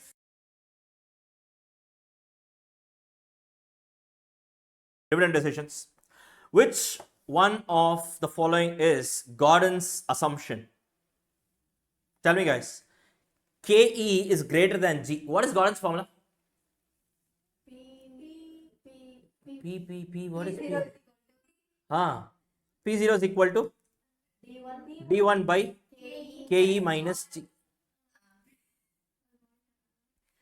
KE minus G. Gordon, madam. Right? Now, KE is always greater than G. Does he say this? Why? Yes, I told this at the time of cost of capital chapter. So under Gordon's model, KE should always be greater than G. Correct? If it is negative, what happens? If it is negative, what happens? Now, if suppose G is greater than KE, now it becomes negative. Can a share price ever go into negative? If a share price is positive, it means if you want to buy, you need to pay money. If it is negative, it means if you want to buy, he will pay the money as well as give you the share. Is that even possible? Absolutely not. So yes, this is a fair assumption. Yes. Then retention ratio B, once decided upon, is constant. Yes. Retention ratio is constant. How is it constant, sir? In Gordon's model, G is constant. G is equal to BR. Obviously, B and R should be constant only, no? Are you clear with this? Think. The firm is an all equity firm because the discount rate that we use is only KE. So all of the above. Are you clear with this? Yes, guys. Logically think. That's all. You need not read everything. Just open up your mind. Write the formula and see. You will get to know so many things. Clear with this, guys? In Gordon's formula, G cannot exceed KE. If it exceeds KE, then it cannot be computed. You will put the share price at 0 because it cannot go into negative. Clear with this? Next. What should be the optimum dividend payout ratio? When R is 15%, KE is going to be 12%. R is greater than KE. What is it? Keep the money with the company. 0 payout ratio. Clear with this, guys? Who says? Both Walter and Gordon. Very good. And also, MM says you pay whatever you want. Right? It does not affect. Next. Which of the following is irrelevance theory? Next. Fourth. If the company's DP ratio is 60%, ROI is 16, what should be the growth rate? What should be the growth rate? Tell me what should be the growth rate? 6.4. G is equal to BR. B is 0.4 into 16%. Guys, correct? So this is, don't take this as B. This is 1 minus B. Are you clear with this? Right? This is DP ratio. 1 minus DP ratio is only going to be your retention ratio. Clear with this, guys? Next. So 6.4 is the right answer. Next. If the shareholders prefer regular income, how does this affect dividend decisions? How does it affect dividend decisions? Now, out of the 4 points, which one is relevant? I mean, which one makes sense? If the shareholders prefer regular income, means what? Shareholders, they want dividend, which means what? Out of these 4, which is correct? It will lead to payment of dividend, obviously, correct, no? I don't know, right? It is an indicator to retain more earnings. No, definitely not. It has no impact. You cannot say that. Can't say, that cannot be said. So they are running out of options, so they are giving like this, right? So A only. Clear with this, guys? Right? Simple. Then mature companies having few investment opportunities will show high payout ratios. This statement is true or false. If they have less investment opportunity, then the amount available for paying dividend will be,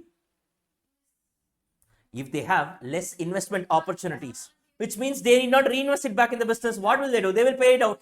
Clear? They have to pay or invest. If they don't have any investment opportunities, they will pay out. So what will happen? The payout ratio will be high. Is it true or false? Partially true. None of these and all. So it is going to be true. Yes. Next. Which one of the following is a limitation of linter? What this guy says, linter. So what does linter calculate? D1 is equal to D0 plus D1 minus D divided into AF and all. He doesn't calculate the market price, correct?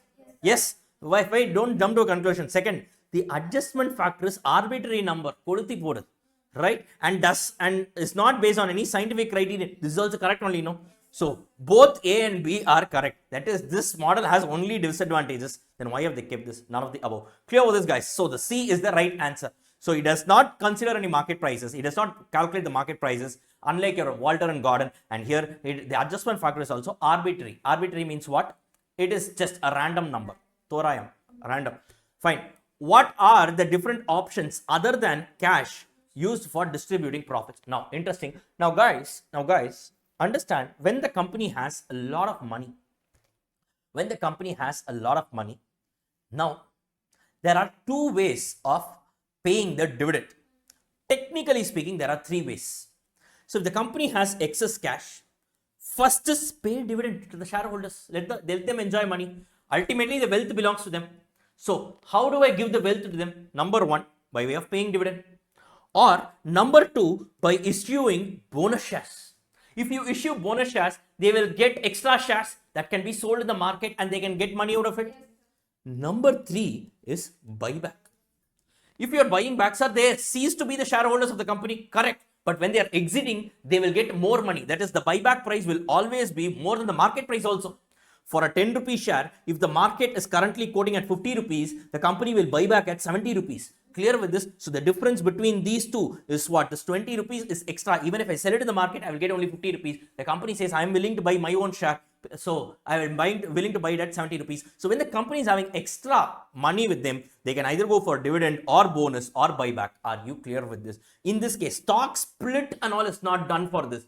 Stock split, is it done for this, guys? Stock split is done to make the shares affordable, not because if you do stock split, is there a movement of cash? The share number and value only changes. That's all. Overall share capital is going to be the same. So it's going to be bonus shares. Out of this, it's going to be bonus shares. Clear with this, guys? Any issues? No. Next. Which one of the following statement is true with respect to Gordon's model? When IRR is greater than cost of capital, that is R greater than KE. Clear? That is reinvestment. The rate at which the company can invest is greater than KE. The price per share increases and the dividend payout decreases. Now what he's saying, when R is greater than KE, what Gordon says? Pay or don't pay? Don't pay. That is, if I reduce my dividend payout, then only my share price will increase. Correct? Yes, right? Yes, guys. When R is greater than KE, lower the dividend payout, more will be the equity value of the share. So obviously this is correct. Clear? Look at the second point. When R is greater than KE, the price per share will decrease when I increase the payout. Obviously this is the opposite of this. This cannot be true. When IRR, R is equal to KE, the price increases as dividend payout decreases. No, it will no change. There will not be any change. When RR is less, IRR, that is R is less than KE, the price per share increases and dividend payout decreases. When R is less than KE, now what happens? If I pay more dividend in this case, I need to pay more dividend, only then my share price will increase. Guys, correct? So if I pay less dividend in this case, what will happen? Share price will only reduce, but they are saying share price will increase if you pay more dividend. This is also false. Are you clear with this? So the first statement is only true. Clear with this, guys? This is a good question. So this can confuse you. Clear with this, guys? Right? Next. Compute EPS according to Graham and Dodd model. Graham and Dodd, what is that guy saying? M into m into d plus e by 3. So p is equal to m plus m into d plus, sorry, d plus e by 3. What is d, guys? D divided by 33.6. So how much is that? 33.6. 1 second.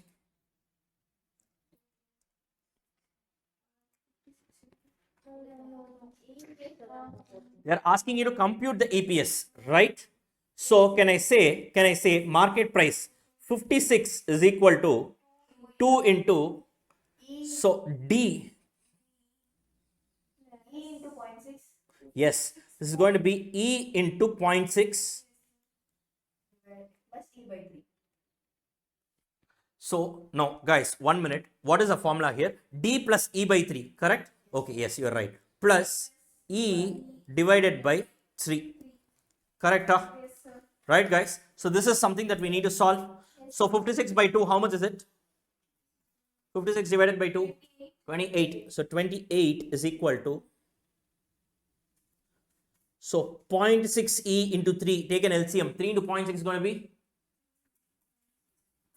1.8. So 1.8 E plus E, the whole by 3. Correct? LCM, no. Right? 28 into 3, how much is it?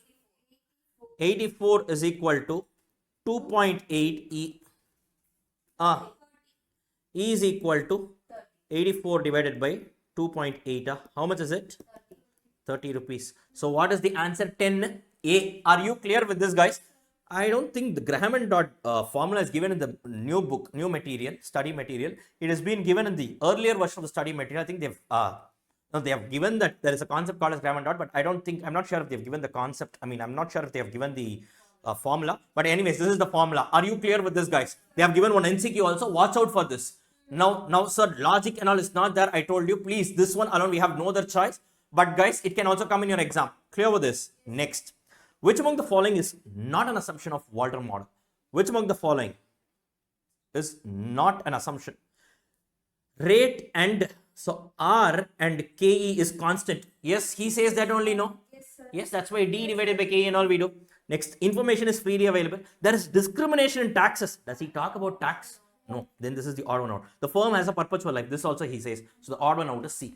So follow the rule of exclusion. So exclude the wrong options. You will get the right one. Clear with this, guys? Fine. With that, we have finished this chapter completely. So now let's go to the scoreboard. So that's our scoreboard. We have done this. We've also done this. Right, guys? So now let me erase and show it to you. So a new milestone today. So we have done first 6 chapters. Clear with this, guys?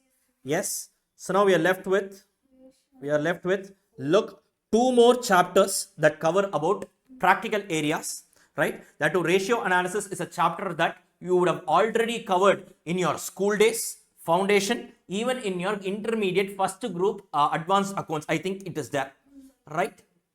Advanced accounts is in first group, right? Back then it was in second group. Advanced accounts is in first group of the new syllabus, right? Now, so that is also there, fairly a simple. So if you see here, it is number of sums are there, but fairly a simple chapter.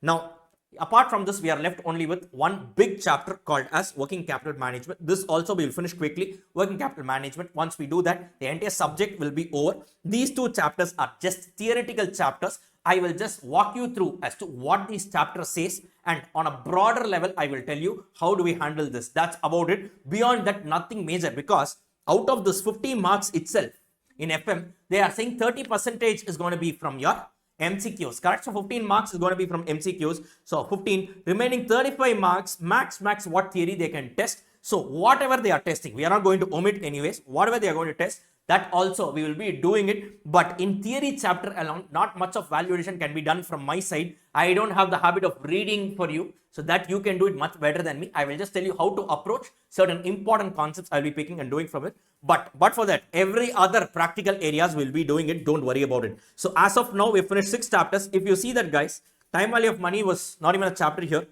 These three chapters were Financing decisions. Correct? These three chapters were financing decisions, guys. Correct? So these three chapters are financing decisions. Correct? Then this chapter is investment decision. Then this chapter is dividend decision. So technically speaking, we have finished all the major chapters in our three objectives of our subject. I told you ratio analysis is a common chapter. It's a common chapter, right? It is not specific to one of the objectives.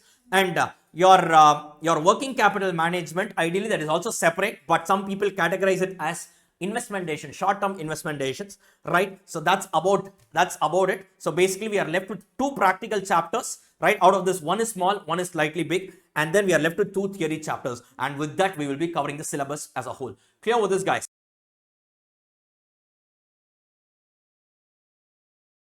Yes, guys, all the MCQs with the solutions I've given, but please don't look at the solutions, participate.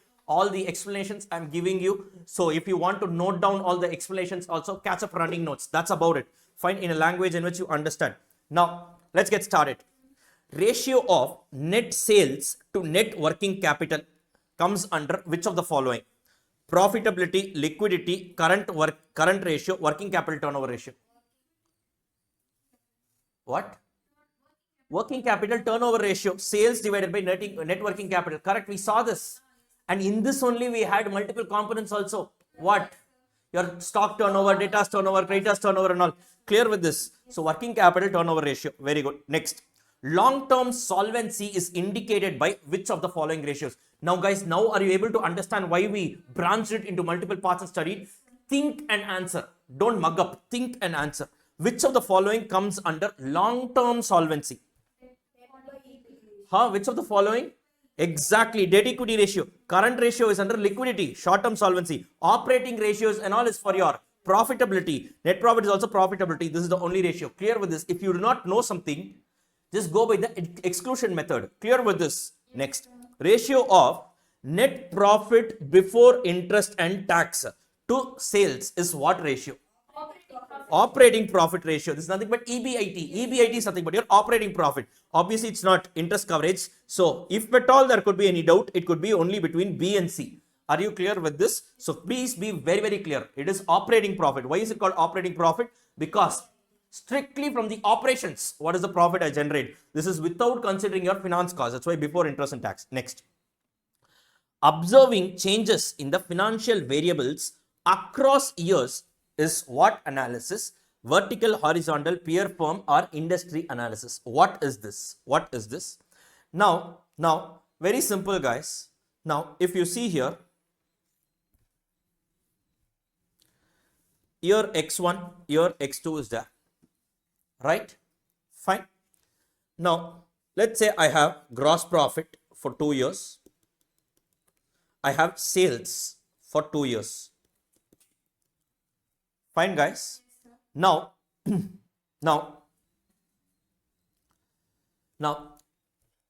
look at this. If I want to calculate the GP ratio, what is it going to be? Gross profit divided by sales. Correct? So, which means I am using two datas in the same year. This is called as vertical analysis. Are you clear with this? No, sir. I want to find out with respect to the gross profit, how much is the growth in my gross profit, right? This, I'm using the same line item, but I use it across multiple years. So this growth in gross profit, let's say first year's gross profit was 100. The second year is 120. The growth is how much? 20%. This is called as horizontal analysis. Clear with this, guys? So observing the changes in financial variables across the year is called as horizontal analysis. That's all, guys. Clear with this? So this is why we will be, see, this is why I didn't want to tell all these things in the beginning. Through this MCQs, we can learn it. Are you clear with this? So horizontal, vertical and all, it is nothing but the manner in which you arrive at the figures. Clear with this, guys? Any problem do you have here? Shall we move to the next one? Right. Next one. Receivables turnover ratio helps the management in doing which of the following? Managing resources, managing inventory, managing customer relationship, managing working capital. Receivables turnover ratio. Think and you see. Receivables turnover ratio helps the management in doing which of the following? Kaun banega crorepati? 4 questions. Four options. So this is a $1 million question. Come on, answer. Receivables turnover. Why do you need receivables turnover? Managing? Exactly. Managing working capital. Now for customer relationship, we don't calculate. I want to know how many times it churns in a year. Yes, guys, based on this only, I will know how many days is my credit period and all. And based on that credit period only, I will know what is the amount of working capital I need to deploy in the firm. Are you clear with this, guys? See, guys, the way in which we have sequenced the chapters is such that the transition will be very smooth. Now with this background, if we enter into working capital management, it will be easy. Clear with this, guys? Fine? Yes. And it is not about inventory, it's not about resources and all. They are filled up using some other options. Obviously, it's regarding your working capital. Right. Next. Which of the following is liquidity ratio? Which of the following is liquidity ratio? Which of the following is liquidity ratio? Which of the following is liquidity ratio? Why net working capital? Because all the other things are equity ratio, that's leverage. Proprietary ratio, that is also leverage. Capital gain, that is also leverage. Okay. Net working capital. Correct, guys. That is the right answer. Remember, in liquidity ratio, short-term solvency ratio, we did all the formulas. The last one alone, I told you net working capital. Ideally, this is not a ratio. Fine, I told you this, remember? Yes, net working capital. But in the exam hall, you will have this confusion. They have asked for ratio. How can you write this? So what you will do, if you are going by elimination method, you will first eliminate this only. Clear? Because this is not a ratio. What an illogical logic, no? Right. Okay. Fine. So yes, that is a twist here. So net working capital. Shall we go to the next one? Which of the following is not a part of quick assets? No brainer. Prepaid expenses. Directly you can say. Right? Then prepaid expense and inventories both are not a part of quick ratio. In this case, inventory and all is not there. Next. Capital gearing ratio is a fraction of what and what? Option A, B, C, D. Option A. That is exactly. Very good. You guys remembering this.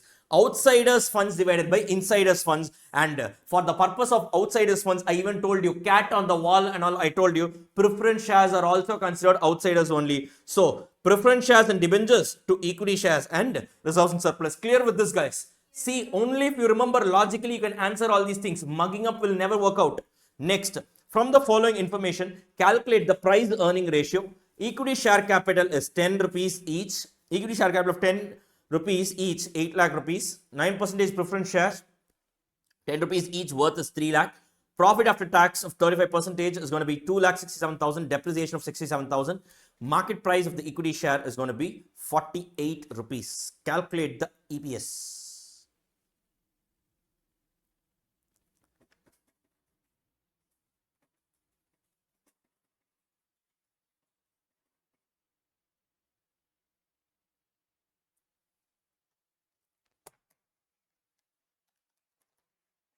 Do it, do it.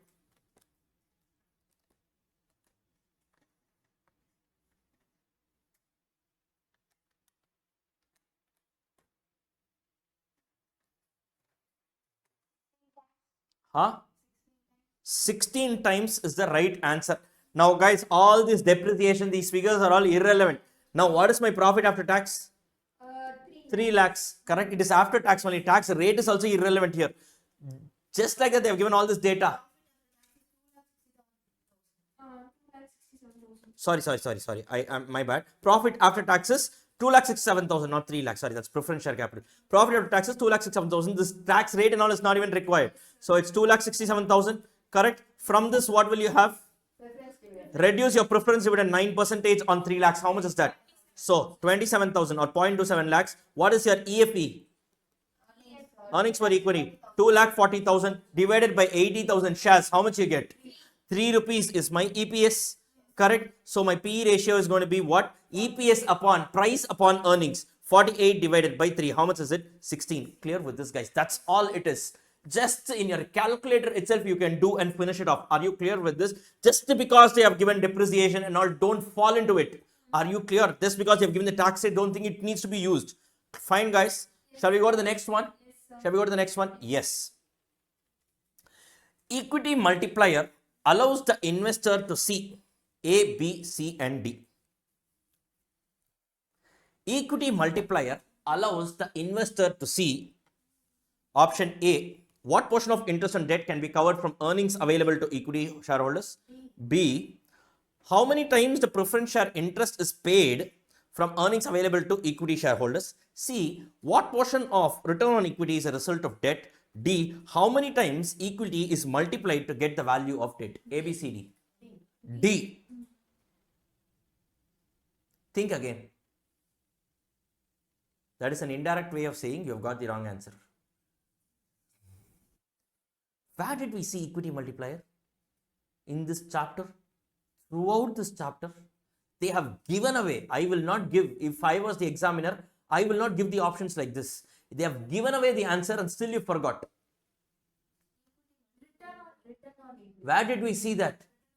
Which method? What is the name?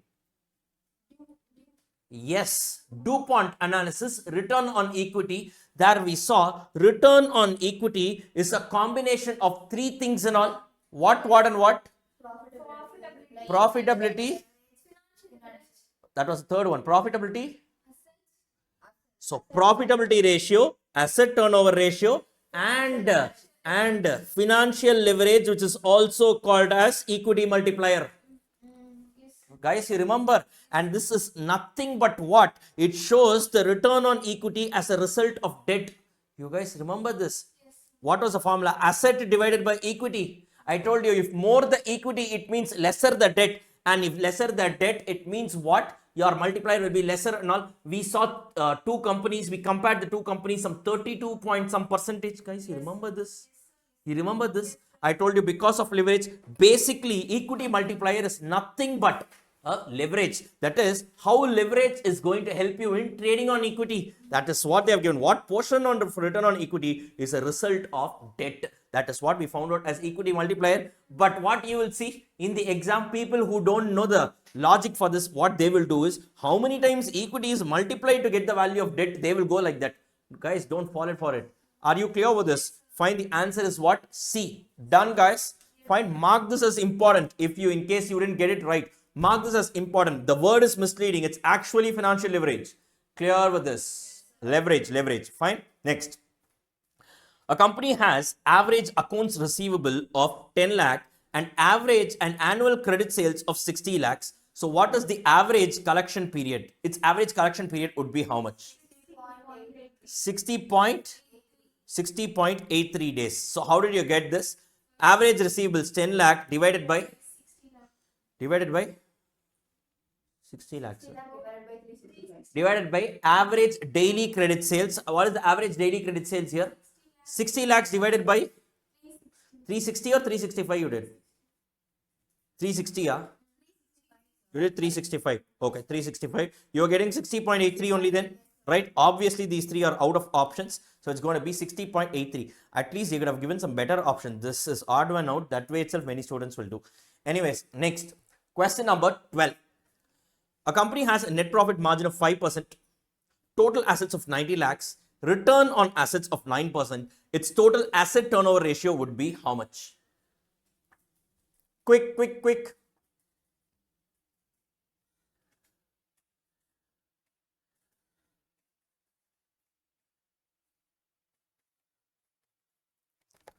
Guys, what is my total asset?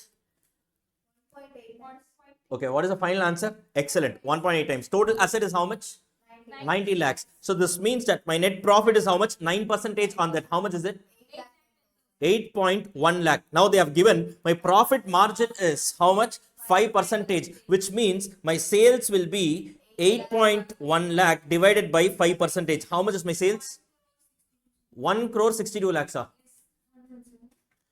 8 lakh 10,000 divided by 0.05. 162 lakhs. So now what is my total asset turnover ratio? Sales divided by what? By total asset. 162 lakhs divided by 90 lakhs. How much is it? 1.8. Clear with this, guys? Have this smartness and do it quickly. Clear with this? Right? Shall we move to the next one? What does Q ratio means? ABCD.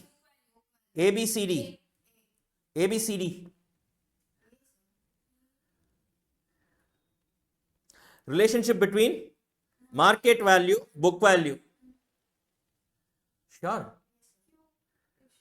That is not Q ratio. That is market value to book value ratio. MVBV ratio. Market value, book value ratio. Q ratio, what did I say? So first tell me, which is definitely not an option. D, sir.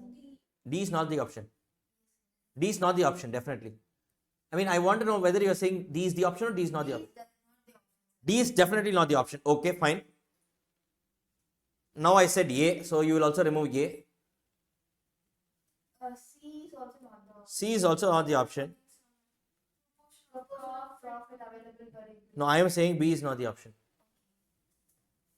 Guys, Q ratio is option D. Market value of equity as well as debt in comparison to all the assets at replacement cost. You remember I told this to you. Suppose the company goes into liquidation. So market value divided by replacement cost. So I'm being more prudent here and all I told you guys. You remember? See, every single thing I have given you the concepts. Guys, this is not fair. This is going to be what? So your market value in proportion to your replacement cost only. Are you clear with this? Fine. So that is what they have given here. D. Next. Calculate the operating expenses from the following information given below. Sales is given, income tax rate, net profit to sales, COGS is given, interest on debenture. Quick. So let's arrive at the gross profit. How much is my gross profit? 75 lakhs minus 32 lakh 90,000. How much is it? 42 lakh 10,000. That's my what? So gross profit is equal to 42 lakh 10,000. Yes, guys. Right? Now, this is my gross profit. So how much is my net profit? 5% of 75 lakhs. So 0.05 into 75. So how much is this? 3,75,000, right? 3,75,000, right? So now I also have what? Interest on debentures. Okay, I also have taxes. Okay, fine, right? So I also have a tax here. How much is tax? The same 3,75,000. That is, if this is 50, this is also 50, right? Then I also have what? Interest on debentures 60,000, right? So whatever is the balancing figure, that is going to be my that is going to be what? That is going to be my operating expenses. So 42.1 lakh minus 3,75,000 minus 3,75,000 minus 6,000. How much is it? 34 How much is it, guys? 34 lakhs. Are you clear with this? And that's about it, guys. See here also missing figures they are asking, very easily solvable, right? If you are very strong with those missing figures, the balance sheet construction sums and all, you guys can just figure it out. That's about it, guys. Let's move to the next one, the final one. Which of the following is not a profitability ratio? It's a coverage ratio. The other one, Q ratio, ROC, return on capital employed, price earning, and all, it comes under profitability. Now, preference dividend coverage ratio comes under. Coverage ratio comes under. Don't give me one.